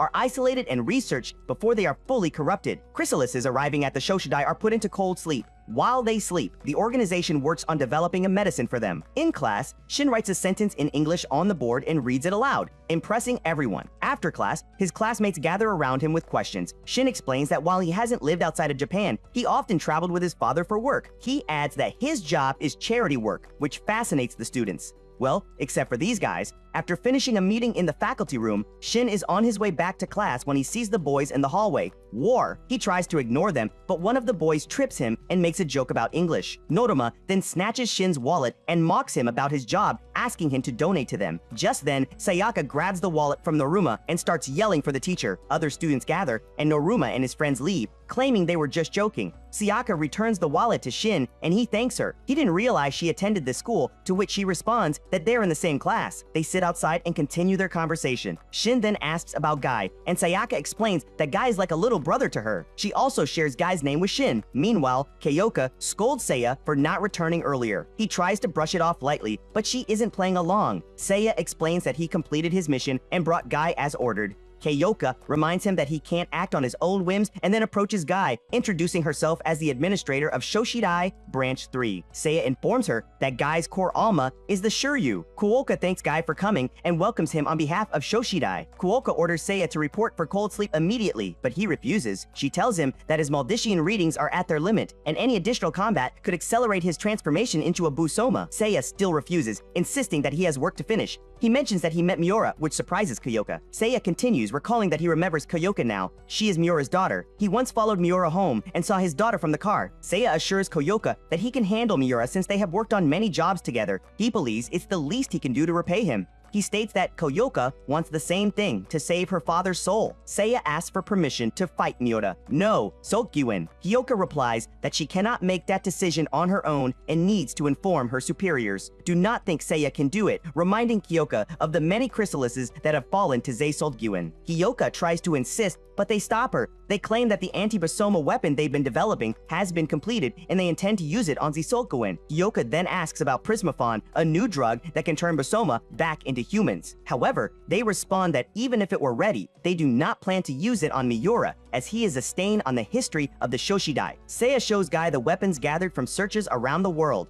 Guy asks Seiya if he will eventually become a Basoma as well, to which Seiya replies that he probably will at some point. He explains that only a chrysalis can defeat a Basoma, and to unleash a weapon's full power and win the battle, one must synchronize with the core Alma within them. The longer someone stays synchronized, the closer they come to becoming a Busoma, which are cursed weapons that long for blood and battle. He suspects that Guy wants to become a Busoma, but Guy does not deny it. Seiya reminds him that by doing so, he will cease to be himself and will lose his human heart. As they leave, they meet Marcus and Aya in the hallway. Marcus thanks them for their previous help and welcomes Guy, saying that everyone is so nice and that it's wonderful there. Aya then calls for Marcus to join her for his next examination, so he says goodbye and leaves with her. Guy wonders if the Shoshidai is truly that great. Meanwhile, Sayaka wants to join her friends at the club since it has been a while. When her friend is surprised, Sayaka explains that there is nothing waiting for her at home. Meanwhile, Shin was watching them. The girls are drawing, then the teacher announces that Shin will join the club, and everyone seems excited. Shin starts drawing, but notices Sayaka behind the flower they are supposed to draw, so he decides to draw her instead. Miura arrives at Shoshidai, setting off an alarm, and special forces units are deployed. In a single strike, Sokyuin eliminates them all. Heavy infantry arrive, and Miura attempts to destroy them, but his attack is redirected, and they all swarm him at once. The staff are confused about the signal, unsure if it signifies a Busoma or a chrysalis. Kyoka clarifies that it is neither. She wonders if these are the anti-Basoma weapons developed by headquarters. Sia and Guy approach her, and Sia asks if she received permission, but she does not answer. Instead, she watches the fight unfold. Seeing her father reminds her of the times they played piano together, but now he is Zokyuin. Miura defeats the weapons. Finally, Kyoka responds to Seiya, recalling her father's words about him. He mentioned that Seiya is a slacker but can be trusted. Kyoka decides to leave her father to him. Aimsy, Seiya wants to bring Gay along, claiming he needs an assistant, and Kyoka agrees. They rush off together. Kyoka reflects on the last time she saw her father. He was leaving for another business trip, and she felt she might never see him again. She watches as he takes down the remaining weapons. Seiya and Gay reach the scene of the battle. Seiya tries to remind Miura of the sake they shared, but Sokyuin asserts that Miura is no longer present in that body. Seiya continues, stating that they'll drink together again, in hell. Seiya synchronizes with his Sage Alma, and they charge, ready for battle. Seiya and Miura prepare to fight each other. Before the battle begins, Seiya reminds Guy of a promise they made. He had told Guy that he would soon become a Busoma and made Guy promise to defeat him if that ever happened. Seiya then asks Miura what drew him to his weapon, noting that darkness lurked in Miura's heart. He asks what fear drove Miura to seek power. In response, Miura launches an attack. Seiya retaliates, but Miura effortlessly destroys Seiya's attack. Miura's stance triggers a memory for Seiya. Administrator Miura had asked to see Seiya. He was practicing with the sword. Miura questions Seiya about whether he feared losing himself to his weapon. Seiya confidently replied that it wouldn't happen anytime soon, as he believed his mind was strong enough. Miura wanted to press the issue, but was interrupted by Seiya, who said Miura could just finish him off when that happened. Miura agreed to do that. As Seiya was leaving, Miura stopped him and asked if Seiya would intervene if he ever ceased to be himself. Seiya didn't take the question seriously, but jokingly responded that he'd punch Miura really hard if that happened. Back to the present. Seiya attacks Miura, and they resume fighting while Kyoka watches, silently pleading for Seiya to save her father. After the club, Shin catches up with Sayaka as she is leaving. He hands her the picture he drew of her, and she thanks him. As he watches her walk away, Tokumitsu calls out to him. Shin wonders how long Tokumitsu has been standing there, and Tokumitsu remarks that he notices Shin has been busy since his transfer, but Shin quickly denies it. Meanwhile, Seiya and Miura continue their fight. Seiya manages to capture Miura and is about to finish him when he suddenly feels weak as he gets closer to transforming. This causes Miura to break free and attack Seiya. Miura believes it's over and commends Seiya for being the first to push him that hard, despite being just a chrysalis. Miura then transforms into his Busoma form and challenges Seiya to break his chrysalis shell and fight. Seiya refuses, so Miura wants to kill him, but Guy intervenes. He says Seiya can't do it alone anymore. Guy attacks Miura, and they engage in battle while Grims watches from afar. Seiya believes he has only one chance to hit Miura. Gay is holding his ground against Miura, and just when Miura raises his sword to strike again, Seiya attacks with light rings and Gay strikes. Miura seems hurt, and it looks like they could win. Seiya summons a large light ring and throws it at Miura while Guy goes to attack. However, Gay's attack is stopped by Grims. Gay wonders if he's allies with Miura. He wants to strike again, but Seiya stops him. Grims tells Zaesolkwin that it would be a shame to lose his rage and anger now. He insists it is not yet time, but Zaesolkwin responds that he doesn't need Grims' help and leaves. Grims then turns his attention to Seiya and Guy. Guy feels the murderous aura. It's on a whole different level than the other Busoma. Meanwhile, Kazuma returns to Gabi and asks to see Lady Himiko. He finds her by the waterfall and informs her that Sion is indeed dead. Kazuma thinks there's no need for Himiko to train at the waterfall anymore. She says he's weak, so he can't feel the aura of battle rising in a far distance. She adds that it's no ordinary matter. She explains that she was purifying herself so the evil aura did not taint her, and instructs Kazuma to focus on his mind. Sayaka returns home and opens the picture. She realizes that she looks sad.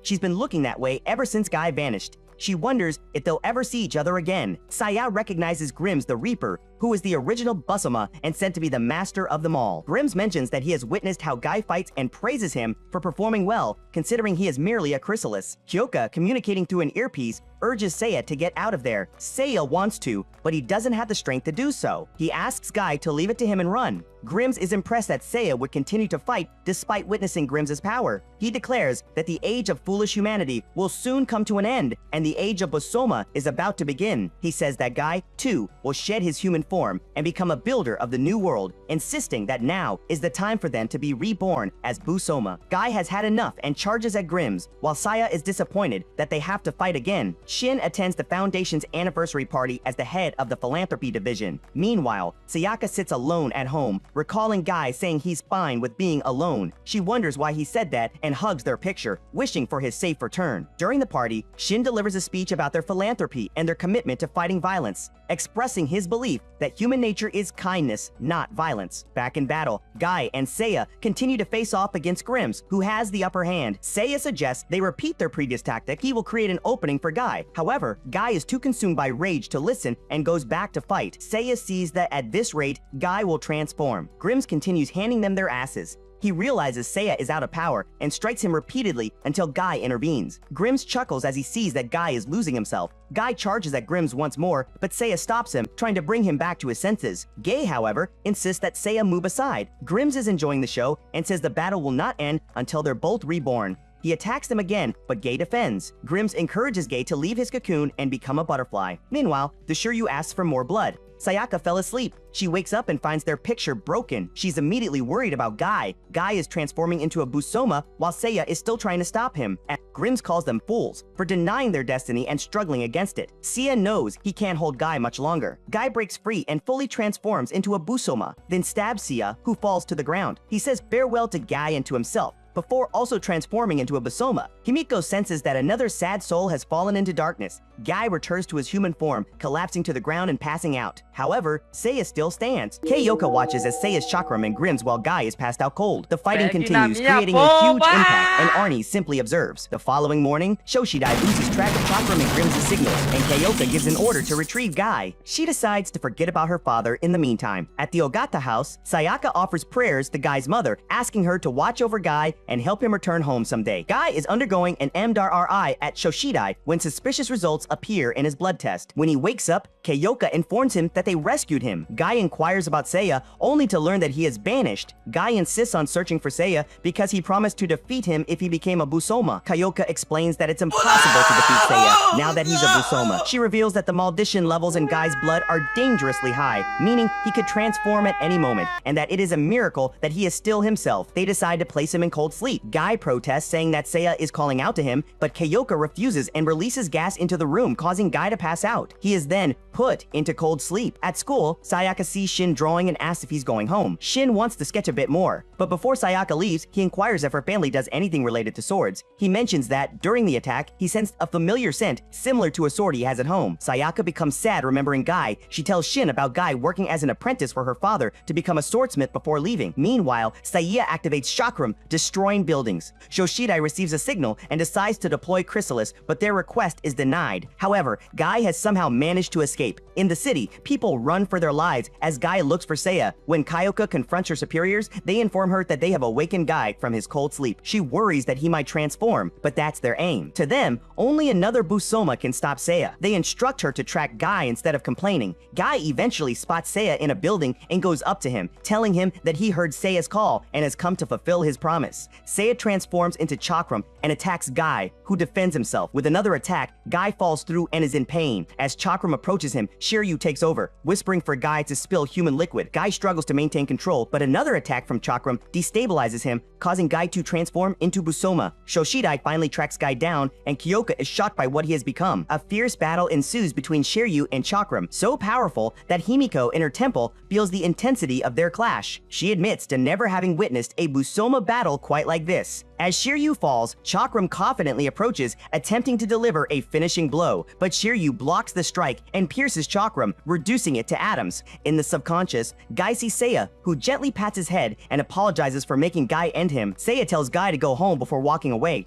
Guy reaches out to Seiya as he vanishes and begins sobbing. He notices a bright light and hears a woman's voice urging him to return home. When Guy reverts to his human form, he finds his way home. Sayaka is doing chores when she hears Guy enter. She rushes to support him as he faints. When Guy wakes up, he finds himself surrounded by Sayaka, Ogawa, and Amon, who joyfully welcome him back. After he recovers, Guy contemplates why he returned. From his reflection, he can see Shiryu, who is still urging him to hurt someone. Sayaka sees Guy leaving and follows him to the cave. She questions what is wrong, and Guy says he's weak. He tells her how he has to live his life like a sword. He tells her his fears of the dark and regrets. Sayaka hugs him, trying to encourage and comfort him. Guy puts a sword through her, but it's all in his head, and when he snaps out of it, he tells Sayaka they should go home before the rain gets heavier. The next morning, Guy visits his mother's grave. He realizes they're just the same, as she was only trying to protect what she cared about. Sayaka joins him at the grave to thank his mother for bringing him back. As they walk home, Guy feels an urge to harm Sayaka, but manages to suppress it. Later, he decides to forge a sword for the first time. Once completed, he shows it to Eamon, who praises his work. Eamon inquires about Guy's experiences in the real world, to which Guy responds that he has learned about true strength. Amon knows his teacher was Seiya. Guy gives the sword to Sayaka for protection. She thanks him and promises to cherish it. They spend some time with each other, then one night, Guy quietly leaves the house, but Sayaka sees him and follows. At the top of a building, he disconnects the Shiryu arm from himself and falls, right in front of Sayaka, who is still searching for him. Sayaka is in shock and passes out. A helicopter is seen in the clouds as Marcus heads to retrieve the Pyramid Dao. He jumps out, landing in the facility. Stealthily, he takes out one guard but is soon caught and shots are fired at him. Marcus summons his Azov sword and, with Beelzebub's help, envelops the guards in darkness, making them unable to move. He interrogates one guard about the Pyramid Dao, who reveals that the captain has it. Marcus puts the guards to sleep and locates the captain, but it is too late as the sword has already possessed him. With Beelzebub's help, he easily defeats the captain and retrieves the sword. On his way back, he calls Kyoka, who tells him to get examined once he turns in the Pyramid Dao. If everything checks out, he can take a 24-hour break before re-entering cold sleep. Marcus points out that he has been working for 144 hours, 72 hours of real work, and another 72 hours in cold sleep. To him, cold sleep as a chrysalis is a form of labor and raises concerns about the seriously poor working conditions as Shoshidai. When Kyoka seems confused, he brushes it off as a joke and requests an extended break. Kyoka promises to consider it. After the call, she comments on how Marcus has changed, likely because he is settling into the job. Marcus then calls his girlfriend Aya to inform her about his break. Meanwhile, at a hospital, Shin's sister Rie is crying because the treatment they usually receive is painful. Shuko and Sayori try to comfort her. Shoko wonders when they will be able to leave the hospital and fears they might stay there forever. Sayori scolds her for thinking that way and asks what she'll do once they are discharged discharged, together they decide to have a barbecue on a tropical island. However, Ri prefers to stay with her brother Shin rather than join them. Sayori encourages her by saying she will see Shin on visiting day. The doctor, Kagatsuka, comes in to inform Ria that it is time for her exam, but she protests, not wanting to go. He insists that she has to get better and must endure the treatments. When Ri remains silent, he promises to take her to a place she will enjoy on the next field trip. Reluctantly, Ri agrees. Strapped to a table, Ri screams in pain as a series of needles are inserted into her. Meanwhile, Marcus and Aya are enjoying their time on a yacht. Marcus shares that his only option is to live at the Shoshidai and work hard, impressing Aya. Marcus realizes how much he likes her and proposes. Aya agrees, and they begin making out. She suggests they have a long kiss worthy of a Guinness record, which rings a bell for Marcus, but he brushes it off, and they continue. Back at Shoshidai, Koyuka discusses Marcus with a doctor. He explains that Marcus's maldition values in his blood are unusually low for a chrysalis, and based on the tests, there is no indication that he will transform into a Busoma anytime soon. He suspects that the results are too good given that he has completed a number of missions in the past month, but there is no change in his maldition values. Keioka notes that the time it takes for a chrysalis to become a Busoma varies, and they still do not fully understand the mechanism behind it. She assumes that Marcus might have a longer moratorium. The doctor mentions that he would have thought the same, except that Marcus's core is the Azoth sword. This implies that the Azoth sword is not a typical Sage Alma, as it contains the demon Beelzebub, unlike others. On the yacht, Marcus continues to talk about the wedding, but suddenly remembers overhearing Mickey's girlfriend reference a Guinness record. Aya notices the shift in his mood, and he asks if she knows Mickey's girlfriend, Mina. She replies that Mina has been transferred to headquarters and suggests they head inside, as it's chilly. Marcus catches a glimpse of Mina in Aya, but gaslights himself that he is mistaken. Meanwhile, Sayaka's teacher asks her to read a passage, but remembers she cannot speak anymore, and apologizes. Sayaka spends time with her friends, and Shin understands what Sayaka wants to say and tells the others. One friend accidentally spills a drink on Sayaka and takes her to the bathroom while Shin wants to follow but is stopped by the other girls. They marvel at Shin's ability to understand Sayaka and attribute it to the power of love, although he denies it. The girls wonder what happened to Sayaka. She was absent for 3 months, and when she came back, she couldn't talk. The other girl says she heard something bad happen to one of Sayaka's relatives. They don't know much about it, but they're relieved that she is smiling more upon her return. Shin, however, breaks it to them that Sayaka is merely pretending and is actually fighting deep sadness. At Shoshidai, Aya informs Kyoka about Marcus's marriage proposal. Kyoka praises her for doing a good job on Marcus and gives her approval for the marriage, saying that it will be just on paper and that Marcus will go right back into cold sleep, and this time, possibly for a really long period. Kyoka expresses her wish for Aya to supervise the next chrysalis if that happens. Meanwhile, Marcus is checking the records since he is suspicious of Aya. He discovers that Mina's name is not listed at headquarters, making him ask Beelzebub to find Aya. Kyoka tells Aya that a new chrysalis has just arrived, but Aya is not having it. She refuses. At that moment, Beelzebub arrives and overhears Aya admitting that she changed her appearance from Mina's to her current one. Aya, Marcus can hear their conversation. Kyoka tells Aya that it's thanks to her that both Miki and Marcus are happy, even if their love was false. She recognizes Aya's noble job, stating that because of her, Miki didn't die alone.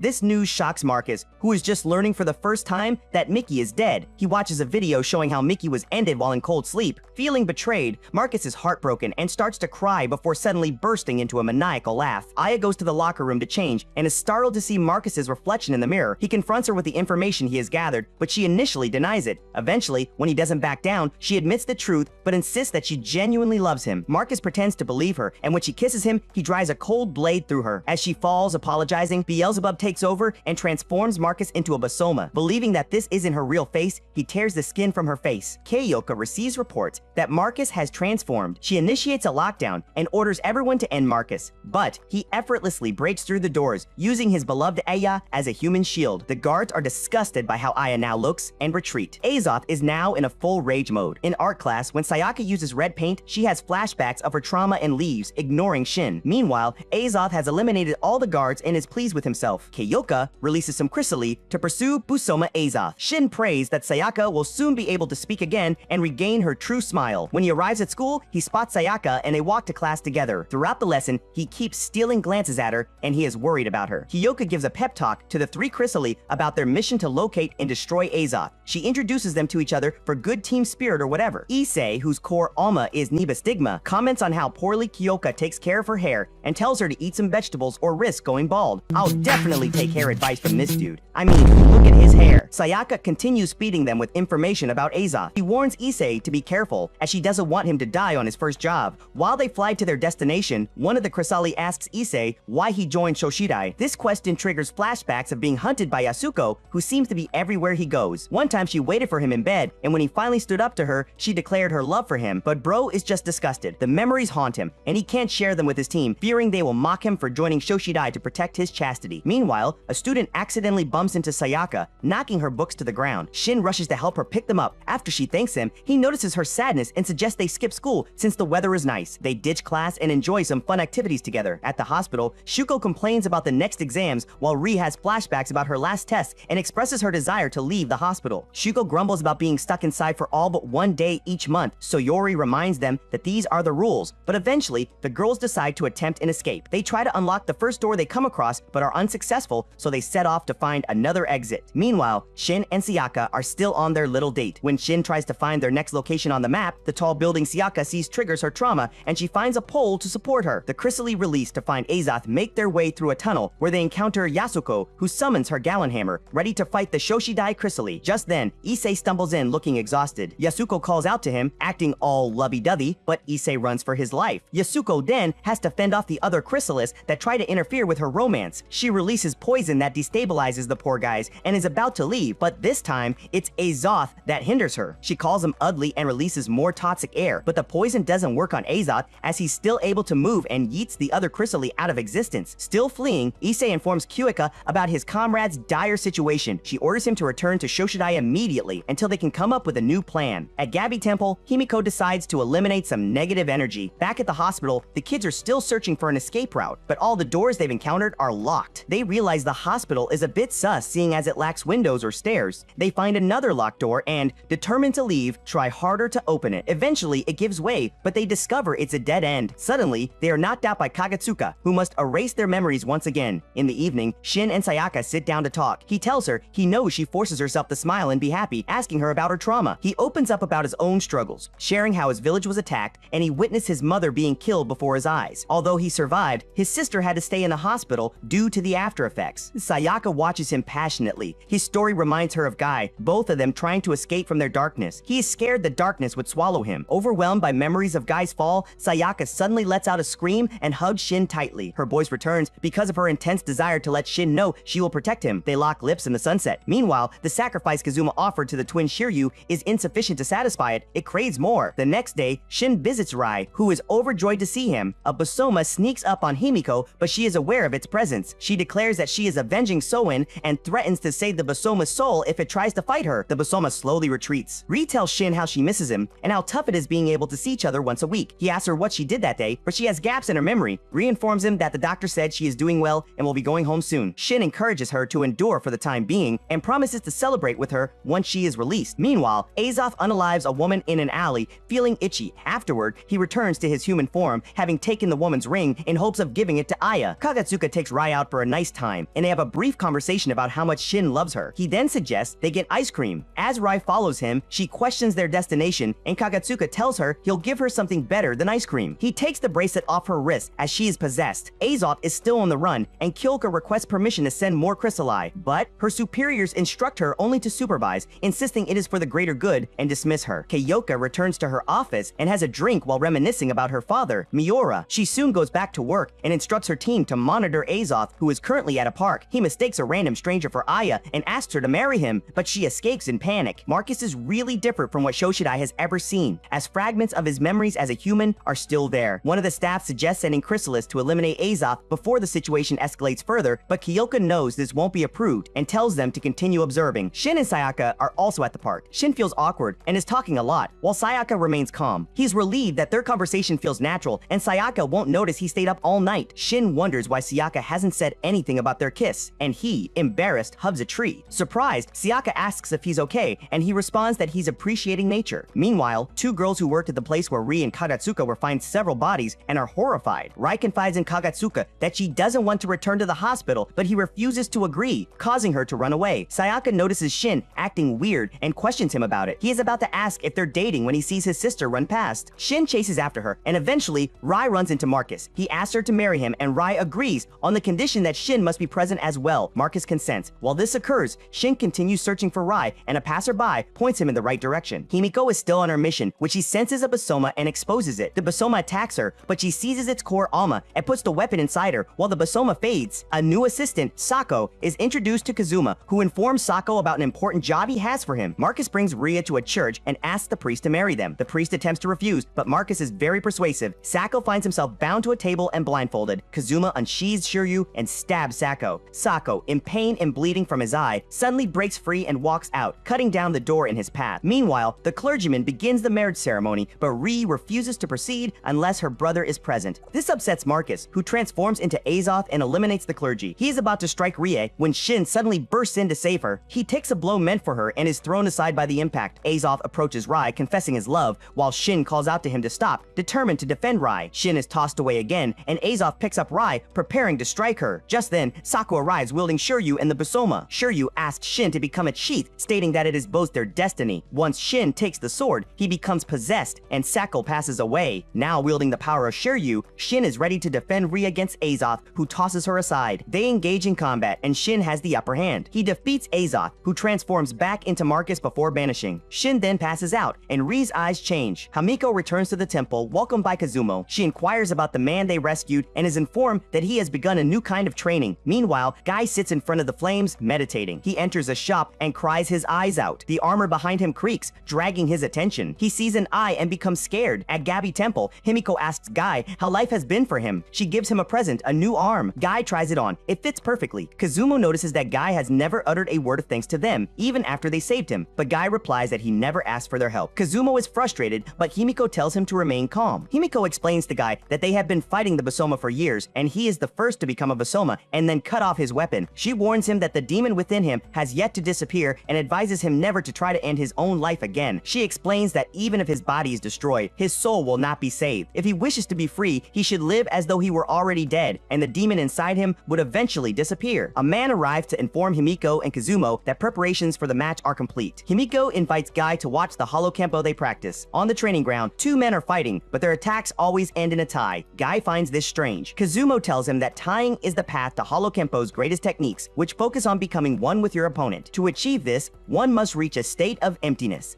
Kazumo informs Guy that Himiko is the second person in Gabi's 300-year history to master this technique. When she was 9, her father, the previous clan leader, recognized that she had become enlightened and gave her the jewels that signify leadership within the clan. Himiko has reached a state of emptiness and has become a holy being. Himiko decides to join the two men in training, but she is no match for them. Kazumo tells Guy that there are 21 different cursed weapons within Himiko, all taken from the Busoma she has defeated. She serves as a sheath for the weapons, and to be a sheath, one must be hollow. When the men attack her again, she removes their energy cores, leaving them weak. Eventually, she returns the cores to them and asks Guy if he is willing to begin another type of training, becoming hollow. Meanwhile, Kuromaru's mother urges him to go play with his friends instead of sitting at home. He returns to the shop and asks the armor to be his friend and allow him inside. Himiko takes Guy to the Hall of Hell to test his karma. The flames light up around Guy as he stands in their midst. Himiko tells him he needs to leave the circle, but when he attempts to do so, the flames grow hotter and he sees Mickey within them. Himiko explains that the flames react to his karma. The darker his karma, the brighter the flames burn. Guy also catches a glimpse of Seiya and is reminded of the imaginary scenario where he stabbed Sayaka. All his regrets come rushing back, fueling Shiryu's bloodlust. Unable to control himself any longer, the flames burn even brighter, prompting Himiko to jump in and save him. She extracts his core and places it within herself to suppress the flames. As Guy rests, Kazumo warns Himiko that, based on the evil flames they just witnessed, if they allow Guy to remain, he will bring disaster upon them. Himiko dismisses his concerns, insisting that what Guy fights for is the salvation of others, and that those burdened like Guy are the ones they must help. Meanwhile, Kuromaru is once again being bullied. This time, he manages to escape, but his bullies chase after him. Kuromaru finds his way back to the shop and desperately begs the armor to let him in. The armor obliges and opens up, revealing a collection of blades. Oh, Kuromaru becomes possessed. The bullies come looking for him, but when they see a Basoma, they become scared and run away. Meanwhile, Midoriko watches from the top of a building. She is approached by Grims, who hypnotizes her to serve him. Guy and Himiko discuss the previous day, during which she tells him that he is the first to create such flames. She then asks why he tried to end his life. Guy explains everything and tells her he doesn't want to hurt people anymore. He asks Himiko how he can become hollow like her. She laughs lightly and explains that she is like a grave for weapons. She shows him the energy she took from him and says that if he can tame the raging energy, he will be able to harness that power. The energy bursts and its particles cause flowers to bloom. Guy tells her she is not a grave because when she passed through his body the previous day, he felt the warmth of her heartbeat. Kazumo watches them. As Himiko is returning, Kazumo warns her not to fall in love with Guy, as emotions would prevent her from remaining hollow. Himiko reassures him not to worry. Kuromaru, now a Busoma, is confronted by Midoriko.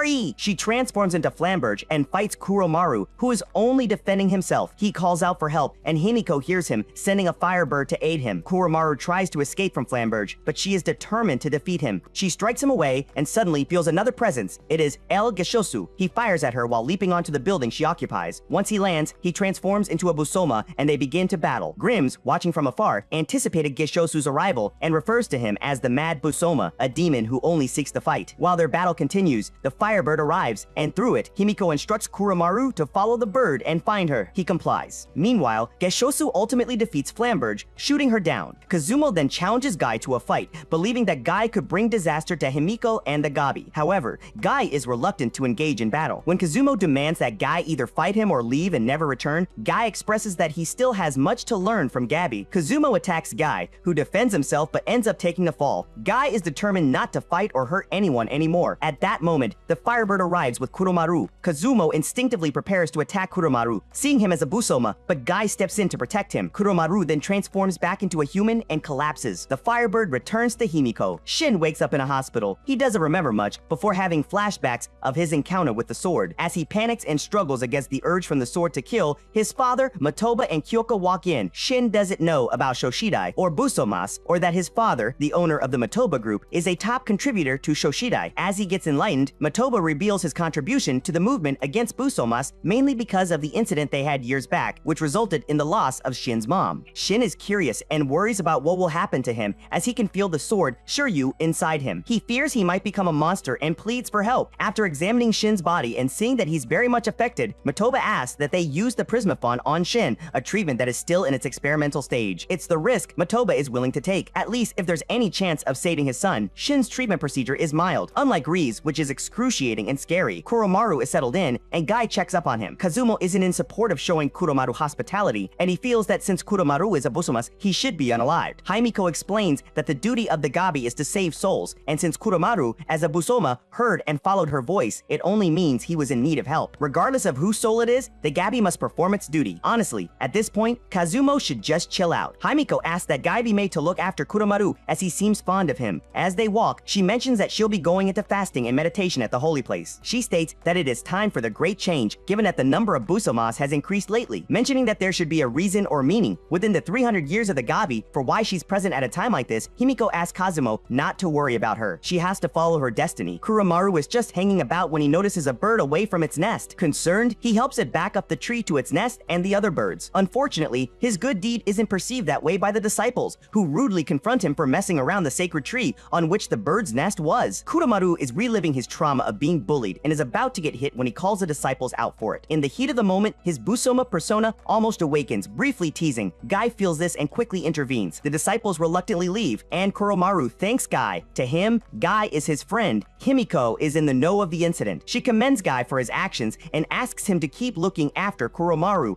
adding that it's part of his training, or restore. Guy reports that he saw Kuromaru suppress the Busoma, overcoming the killer instinct with his willpower. Guy worries if he'll ever be able to do that, as even without the Shiryu, the killer instincts still remain. Himiko asks him to ease up as he has just begun training, but Guy is serious about this. He asks Himiko to end him if he ever lets loose, just as Sia requested of him. He'd love to rest within Himiko, like other weapons. Himiko still believes there is hope for Guy. Sayaka is in grief about Guy. Hold on to the weapon he gave her. Memories come to her mind. Eamon says to her that he is at fault. Although Sayaka doesn't agree, he explains that he only wanted to give Guy a life, as a weapon can both take and give life. Shin's treatment is done, and surprisingly, his body is back to its original form with no trace of having the weapon whatsoever. Kyoka is in disbelief and excited as well. She feels she can treat her father, a Busoma, since it was possible to treat Shin, a Chrysali. At the end of the examinations, Shin abruptly wakes up after experiencing flashes of the Shiryu in his mind. He panics as he checks checks his body, but everything appears normal. Heading out, Shin hears a loud, piercing ring, and he knows it's Shiryu. He follows the sound to where it is being kept. As Shin arrives, calling from amongst other weapons was Guy's prosthetic arm. Kyoka receives reports not too long after that Shin has escaped with the sage Alma. After observing the scene, she wonders if there's any connection between Shin's Shiryu and Gei's, the inferior version. Kyoka orders the search for Gei and the weapon, but her command gets overridden by Motoba. He mentions that the order to stand down is from Apostolos 3, adding that Kyoka won't be held responsible. Kyoka is confused. Shin subconsciously arrives at the Gabi with Guy's prosthetic arm, and Guy senses it. Shin regains consciousness, wondering where he is and how he got there. He sits with Guy away from the temple, explaining he heard a voice and suddenly he was at the Gabi. He also explains that he and Guy are the same, as they both have connections to Shiryu. Guy doesn't want anything to do with this and throws the arm away. On their back, Shin thanks Guy for saving him back then at the park, also inquiring if he's Sayaka's brother. Just after Guy corrects that they only grew up together, they hear a bang from the temple. They rush to the scene, only to see the disciples all taken down. Standing above them is El Gashosu, who starts attacking Guy and the others right away. Guy orders Shin and Kuromaru to retreat as they try to evade El Gashosu's bullets. Guy gets caught in one of the attacks and loses his arm. This is an opportunity, and El Gashosu seizes it, transforming into a Bosoma and unleashing a disastrous attack. Just then, Kuromaru jumps in front of it to protect Guy, who is vulnerable at the moment. Kuromaru doesn't quite survive this face-off and is taken down. More disciples arrive with Kazumo, and they, together, do whatever it is they think they're doing. It's like a bad imitation of Doctor Strange's move, and of course, El Gashosu easily counters it. Guy is really upset about the turn of events. He gets emotional, and as he rages out, his prosthetic arm flies to him like Thor's hammer. Himiko senses this, but can't do anything to stop Guy. Like a Super Saiyan, Guy transforms into a Busoma, now able to go toe-to-toe with El Gashosu. He dominates the fight and fends off El Gashosu. Despite saving everyone in the temple, Kazumo still acts arrogant, stating that he regrets rescuing Guy since he is Busoma. Before Himiko gets to the scene, everyone is down, and Guy is nowhere to be found. Himiko, Kazumo, and the surviving disciples lay their fallen members to rest. Kazumo is all about how Guy has betrayed them, which isn't a shock, since he wasn't even on good terms with Guy. I mean, he has always hated the guy, see what I did there? But Himiko only fears for Guy. Seeing as his connection to Shiryu seems inevitable, she'll have to kill him herself. Kuromaru is on his solo search for Guy as he worries for his friend. He finally sees Guy, but Guy's aura isn't very friendly or welcoming. Kuromaru stops in his tracks as something is obviously going on with Guy. He's like Batman on a bad day. Just then a vehicle approaches, but just before driving by, the driver gets possessed by Shiryu. He makes a stop and picks up Guy. Kuromaru is confused, but keeps desperately running after the vehicle. At the Shoshidai, the scientists work on the Prisma Fund, Kyoka's only hope of saving her father. Matoba sees this as a game changer in their movement against Busomas. Shin wakes up violently from flashbacks of Shiryu, almost like a quick trailer of his whole Shiryu incident replaying in his head. Still in shock, he tries to reassure himself that he's fine and back to normal. His butler comes in concerned about him, but Shin confirms that he's fine and goes ahead to prepare for school. Shin and Sayaka sit out in school, having what is considered barely a conversation as Sayaka's mind seems elsewhere. Shin does most of the talking amidst her cold replies, until he mentions seeing Guy. After a moment of disbelief, Sayaka switches up and is very serious about getting information about Guy's whereabouts, stating it is important to her. Shin gets paranoid under the influence of Shiryu. He throws a lot of questions, asking if he isn't important to Sayaka, if Guy is Sayaka's boyfriend, if she loves Guy, and he even asks if he, Shin, and she are dating since they kissed. All the while, Sayaka is finding it hard to string up answers until Shin lashes out, banging the desk. Just then, he comes back to his senses, but Sayaka excuses herself and takes her leave. Just then, some bullies come along with their regular trouble, but they sure picked the wrong day. Shin bodies all three of them with ease. He doesn't even realize when this happens and freaks out after coming back to his senses. At Shoshidai, some chrysalids, including Issei, are released to go after a rogue Bosuma, Kyoka's father. Kyoka requests from the Apostolos 3 to use the Prismaphon, but her request gets denied. They explain that their intention isn't to save the Bosoma, but to end it for good, as they feel it has been an embarrassment to Shoshidai. Kyoka finds this unsettling as she leaves. She just can't get over the urge to do the right thing, making a turn and heading back to go take some Prismaphon anyway. Just before entering, she gets discovered by one of the scientists who doesn't quite believe her when she says she has permission to be there. He's about to check to confirm when Kyoka pulls a gun on him. She drives away with a briefcase of it. The Bosoma bodies the chrysalis sent after it, with Issei being the last one standing and doesn't even see the fight as a challenge. Just then, Kyoka arrives feeling like John Wick, but takes a shot and misses. Yikes! It heads on to attack Kyoka, but Issei intervenes. Arnie spectates the scene, enjoying the face-off. Issei doesn't last long and gets overpowered with a single attack. As the Bosoma focuses on his wrecked opponent, Kyoka makes a shot that finally hits. The Bosoma doesn't see this as anything and is about to mock Kyoka when Prisma Prismaphon kicks in. She takes a couple of more shots just to be more fetal, emptying her magazine. Gay arrives in town with his possessed driver, who starts unaliving people at random. The influence of Shiryu, the killer instinct, spreads to more people in the perimeter. This is complete havoc, like a zombie apocalypse, but weirder. Takuma, Kaoka's father, has always been head over heels for his wife. She meant everything to him, but her death made him realize how powerless he was. As he couldn't help the one he loved, his thirst for power began, which led him to the weapon, Zasultgoin. These flash through Takuma's mind just before he reverts from being a Busoma to his normal self. He's confused at first, but is at ease when he recognizes Kyoka. He has been gone for 16 years, and they're both happy to see each other again, but their reunion quickly comes to an end when Shoshidai troops move in. Kyueka steps in front of Takuma, blocking him from the gunpoint. She explains that she has used the Prismaphon on him and that he's now human, and Takuma surrenders to be taken back to Shoshidai for confirmation. In the vehicle, Kyoka assures Takuma that he'll be fine, as there won't be any problems after he gets checked up. But Takuma is prepared for anything, given the many bad things he has done. Still, Kyoka doesn't want that, as they've only just met after many years. She can't lose him again. Just then, the soldiers receive instructions from the higher-ups and stop the vehicle, ordering Takuma out. Kokuma out, Kyoka finds it weird that they've already arrived at their destination, but the look on the soldier's face tells her enough. Takuma and Kyoka step out, and the soldiers hold out their guns. They have orders to eliminate Takuma and Kyoka too, as no single traitor can be allowed to live. Kyoka and Takuma quickly devise a countermeasure. Takuma creates a distraction, and Kyoka engages. With their teamwork, they take down the soldiers. Just then, Kyoka notices her father struggling in pain. She goes to his aid, but he asks her to go away from him. Kyoka doesn't heed this, and, unfortunately, gets stabbed by Takuma under the influence of Zolt Gaewin. Just before leaving, the Zolt Gaewin states that Takuma's body is his. Just before taking her last breath, Kyoka drifts in memories of her father as she watches him go. The city is in chaos due to the influence of the Shiryu. Grims is enjoying the moment, reveling in the doom of humanity. Kuromaru finally catches up to Guy and pleads with him not to leave him alone. But Guy responds by saying that the original owner of the body no longer exists. Mentioning that he is tired of playing with humans, he transforms into his Busoma form and attacks Kuromaru, who also transforms to defend himself. However, this doesn't do much as he is easily taken down. As Guy walks away, Kuromaru calls out desperately for his first and only friend, but that just isn't Guy anymore. Rai is upset about Shin's absence as he hasn't come around in a while. Despite the efforts from the others, she seems inconsolable. In school, Shin perfectly answers a question, gaining the admiration of his classmates. A classmate teases Shin, but another classmate quickly warns him that Shin is scary when angry. Meanwhile, Kuromaru walks through the wreckage, still grieving for his friend Guy. Shoko mentions that Ria is lucky to have a family member who cares,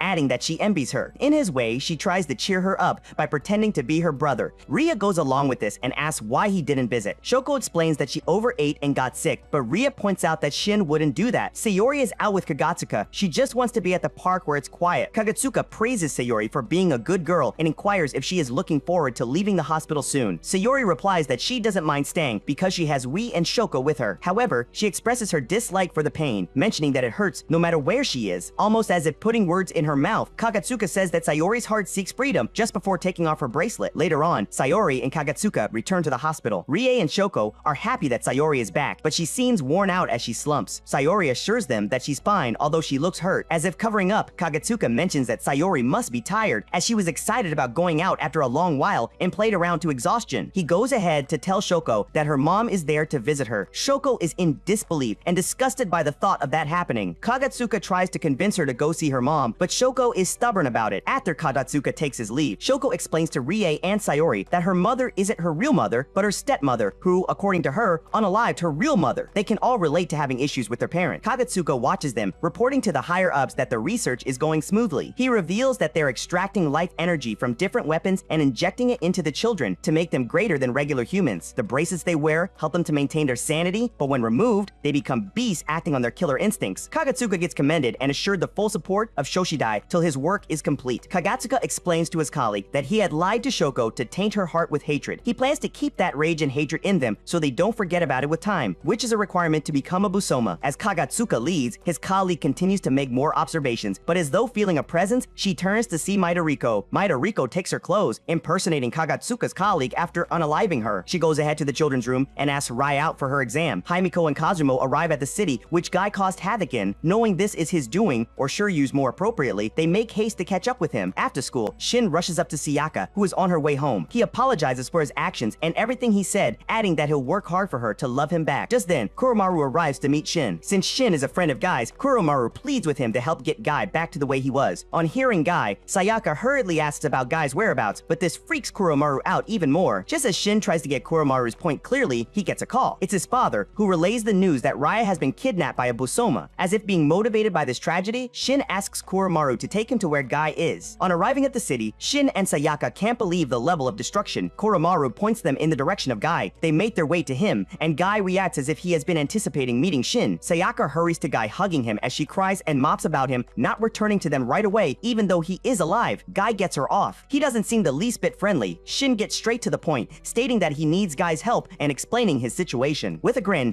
Guy agrees to help. Rai wakes up confused about where she is. She questions Midoriko, who is just watching, about why she was taken and what Midoriko plans to do with her. She is quite noisy and even threatens Midoriko, stating that her brother will come to her aid. Midoriko gets agitated and attacks Riai, stabbing her. She mentions that Riai is just a bait for her brother and considers killing Riai. But just then, Riai's bracelet falls off. To Midoriko's shock, Riai transforms into a fierce-looking monster. Shin and the others are on their way, following a GPS tracker on Ri's bracelet. Shin halts and turns to Sayaka. He asks her to wait there and not come along as it might be dangerous. But Sayaka insists as she is worried, coupled with the fact that Guy is acting weird. Shin has no choice but to leave her behind. Just then he realizes that the GPS signal has gone off, but it's no issue as Guy leads them there without it. Midoriko and Ri have a heated battle, and Midoriko is enjoying every bit of it. The fight isn't decided yet when Shin barges in. He doesn't recognize Rie and asks Midoriko where Rie is. Ri retreats and escapes the building, which is quite upsetting to Midoriko. Recognizing Midoriko as one of the Busomas, Shin repeats his question more sternly. Just then, Guy walks in, giving Asukana vibes. Although he's disappointed at the level of threat he has to face, it's better than facing off against humans according to him. He transforms into him Busoma form, ready to throw down, when Sayaka interrupts. She pleads with him to change back, and tries the dramatic, "this isn't who you are" thing. But it's a failed attempt, as Gay stabs through her. He mentions that her voice won't get to the original Guy. Shin rushes to Sayaka with the quick tragic turn of events. Feeling the rush of sorrow and anger, Shin's killer instincts awaken. Gay's fight with Midoriko is on, with Midoriko keeping up with Guy and enjoying the moment. Unexpectedly, the fight gets interrupted when Shin attacks Midoriko from behind, ending her. Why? Shin mentions that he'll never forgive Guy and that he'll fight to defeat all the Busomas. Guy doesn't engage but retreats, telling Shin that he'll awaken too eventually. Shin regains consciousness immediately after. Sayaka is hospitalized and seems stable, although unconscious, while Shin stays by her with a gaze filled with different emotions. Shin's blood is being transfused into Sayaka, and he low-key enjoys it, feeling connected to her. A little later, he waits outside Sayaka's room when Eamon and his servant, Ukawa, arrive, having been called by him. He informs them that the operation is finished and that Sayaka is no longer at risk, but they can't let their guard down just yet. Shin reveals that it was Guy who did it. They are surprised, believing Guy to be gone, but Shin insists that Guy is alive, though not the same person he used to be. Shin vows to make Guy pay for what he did to Sayaka. Eamon realizes that Guy has finally succumbed to the evil of the Shiryu and blames himself for giving it to Guy. At the hospital, Wie is having fun with Shuko and Sayori like nothing happened. The girls are surprised by her good mood, given their concerns over her disappearance. Suddenly, Sayori notices that Rie has a wound, and just as if her body only now realizes it too, the wound heals immediately. Everyone is in awe, and Rie is thrilled by her newfound powers. Meanwhile, Kagatsuka informs the higher-ups that Rie has returned. At a salon, Issei is back at work as a hairdresser, scolding a customer for not taking good care of her hair. He feels glad to be back, but that feeling dips when he sees next customer Yasuko. She bought all the salons in the city in anticipation of his return. Disgusted, Issei flees while Yasuko chases after him, even going as extreme as attacking and then saving him. Despite her efforts, Issei still refuses her kiss, freezes her, and then escapes. Back at the hospital, Ri is suddenly in pain while Shuko and Sayori are confused and worried. As Rai remembers what she did, her bracelet suddenly breaks. She warns the girls to run, but before they can react, she transforms into a monster and bites Yuko in the neck. Next, she approaches Sayori, who is terrified and almost transforms too, but it's too late. Kagatsuka sees this happening through the CCTV and panics. At that moment, Shin arrives at the hospital, eager to see his sister. Meanwhile, Ri finds Kagatsuka and ends him without a word. Regaining a bit of her consciousness, she realizes what she has done and feels sad. Shin finds only Shuko and Sayori's bodies in the room. He panics as he searches for Rie. He meets Kagatsuka already gone and follows the blood trails down the hallway. Issei finally finds some rest at a bar, but suddenly, a drink slides over to him. It's from Arnie's. He tastes it, and from the content it signifies a long goodbye, raising concerns for his life. Arnie's mentions she saw his battle with Zei Solskjaer earlier and believes he's strong enough to confront her. Issei doubts he can defeat her now. Just then, another drink slides to him. This one means, "I'll give you everything tonight." It's from Yasuko. Issei jumps out of the bar, running for his life. Once outside, Arnie's catches up with Issei and asks why he ran. She reminds him that she killed his sister, which infuriates Issei and causes him to charge at her. However, he hesitates, mesmerized by her beauty. Yasuko wobbles over, refusing to give up on her love, and tries to seduce him. Issei hides behind Arnis, and in the spur of the moment, he declares Arnis his girlfriend just to keep Yasuko away. away. Yasuko takes this as a challenge and decides to fight Arnis. With a mere blow of a kiss, Arnis knocks her out and then turns to Issei, asking if he truly loves her. Issei begins to deny it, but Arnis kisses him, causing him to succumb. Rai meets some drunk men on the street and sends them to their maker. Guy finally finds her and asks what she is, but she just wants to fight instead and gets thrown away. She returns to human form. Just then, Shin arrives and mistakenly believes Guy caused the chaos at the hospital and kidnapped Rai. He draws his sword and Guy does the same. Meanwhile, Issei wakes up to see Arnis, realizing what he has done. He hurriedly begins dressing, disappointed in himself. Arnis teases him about finally living his dream of loving her. Issei grows angry and pulls out his sword, attacking Arnis as a fight starts. Back with Guy and Shin, they engage in a power struggle. Guy says that the other Shiryu is within Shin, meaning they are the same. Shin refuses to accept this and manages to push Guy back, but Guy retaliates by throwing Shin to the ground. Shin realizes he can't defeat Guy now. At that instant, Ri regains consciousness. She sees Shin but starts transforming again, so she flees. Shin chases after her as she screams for him to leave her alone. She also says she hates him and refuses to explain anything. Shin still runs after her. Back to Issei, he successfully freezes Arnis, but when he prepares to strike, he becomes distracted again by her beauty. Arnis breaks through the ice in her true form, terrifying Issei. He had forgotten what she truly looked like as a goddess. As he struggles with his disbelief at having slept with a monster, the ever-resilient Yasuko arrives yet again. This time, Issei chooses her, at least she's human. Both charge at Arnis, but she strikes first. As Issei and Yasuko try to regain their strength, Arnis encourages Issei to let his hatred consume him and transform into a Busoma. Issei remembers his sister and begins to transform. Yasuko tries to stop him, but he isn't listening. Resorting to extreme measures, she eventually succeeds in saving his life. Now that she has done so, it's time to show Arnis the power of love. Arnis is impressed by her. Issei and Yasuko collapse on the ground, trying to catch their breath. Issei thanks Yasuko for saving him. She responds that she would gladly lay down her life for the man she loves. Issei finally gives up on running away. He now understands that he needs her after all, and starts to see that her hair is truly beautiful. Meanwhile, Shin refuses to give up on Rai. However, she is well hidden in a tree, having already fully transformed. While having tea at home, Shin remembers his sister's words and wonders why she would say that. He suspects it might be about Guy, but is unsure what Guy wants with her. Then he remembers that Guy is now a Busoma and concludes that if Guy could do that to Sayaka, it wouldn't be strange for him to do anything else. Just then, his butler brings his food and attempts to coax him to eat, but Shin snaps at him. Realizing his mistake, he quickly apologizes. Meanwhile, Ri watches from a tree outside like a monkey. Eamon stays by his daughter's side, relieved that she's okay. He reflects on Guy's situation, believing it to be fate. He recalls giving Guy the Shiryu as an arm after it possessed Sayaka, causing him to lose his original arm. Amon decides that the fate binding Guy and the Shiryu must be severed. Hearing this, Sayaka, who isn't asleep, realizes what she had done. When Shin arrives, she asks to see Guy. He tries to calm her down, but Sayaka insists on apologizing to Guy. Upset, Shin points out that Guy is the one who hurt her and that he is no longer human. Despite this, Sayaka remains resolute, disappointing Shin. He says that his blood flows in her, but Sayaka responds that it doesn't matter. She immediately realizes her mistake and thanks him for saving her life. Shin leaves, promising to inform her if he finds Guy, but her words had hit a nerve. Sayaka pulls out a small dagger from her bed. Guy had given it to her for protection, and she blames herself for what happened to him. Meanwhile, Eamon has a gem called Tamahagane, gifted to him from a shrine. This ancient metal is believed to harbor the gods of the moon. He says it will become a divine blade capable of shattering the demon swords. As Okawa guessed, it will be used against the Shiryu. Amon diligently begins crafting a sword from the Tamahagan. Shin visits his father and accepts his fate as a chrysalis, vowing to fight against violence and evil. Kazuma is proud of his decision and mentions that he is also searching for Rai, showing Shin footage of the monster in the hospital. Shin recalls seeing it before and realizes it wasn't Guy who took Rai. Suddenly, a soldier informs Kazuma about a Busoma. It's just Kuromaru throwing a tantrum about Guy. Shin intervenes to stop him. Kuromaru recognizes Shin and reverts to human form, explaining that Guy was his friend but has changed because everyone was mean to him. Shin understands that Kuromaru simply needs a friend and offers to be one. He suggests they work together to save Guy. Kuromaru readily agrees, though he hesitates to fight Guy. Shin emotionally blackmails him to comply. Kazuma meets with Apostolo 3, who confronts him about trying to fool them with the Prismaphon research data. They reveal that it only results in temporary reductions, followed by extreme increases in the values. It's basically a catalyst to transform humans into Basoma. Kazuma boldly declares himself a believer in Basoma as humanity's future, arguing that it's a logical evolution of humans merging with weapons. The Apostolo 3 are furious and demand him to step down, but the only stepping Kazuma did was stepping ahead of them. Both members are swiftly eliminated, sent to the afterlife by Chrysalis dispatched by Kazuma. Later that night, Sayaka continues to think about Guy, reminiscing about how peaceful things used to be in their childhood. She could always find Guy, no matter where he was, but now she couldn't. Suddenly, the sword glows, and she sees a vision of young Guy running away. Filled with hope, Sayaka leaves the hospital to search for him. Guy is currently with El Gashosu, who is eager to finish their fight. Kazuma attempts to persuade Himiko to return to the temple, but she refuses, insisting they must end the conflict. She also has to keep her promise to Guy. Kazuma has a bad feeling. As El Gishosu and Guy begin the fight, they both transform into their Busuma forms. Meanwhile, Shin gets notified of Busumas. El Gishosu shoots at Guy, but Guy is unfazed and slams his opponent into the wall just as Himiko and Kazuma arrive. The Shiryu declares that he is no longer Guy, but Himiko argues that Guy's soul is still within him, and she intends to take it. El Gishosu shoots at them, angering Himiko, who removes him from the equation. She absorbs his guns into her body and turns back towards Guy. But she's affected by El Gishosu's Alma. It was stronger than she anticipated.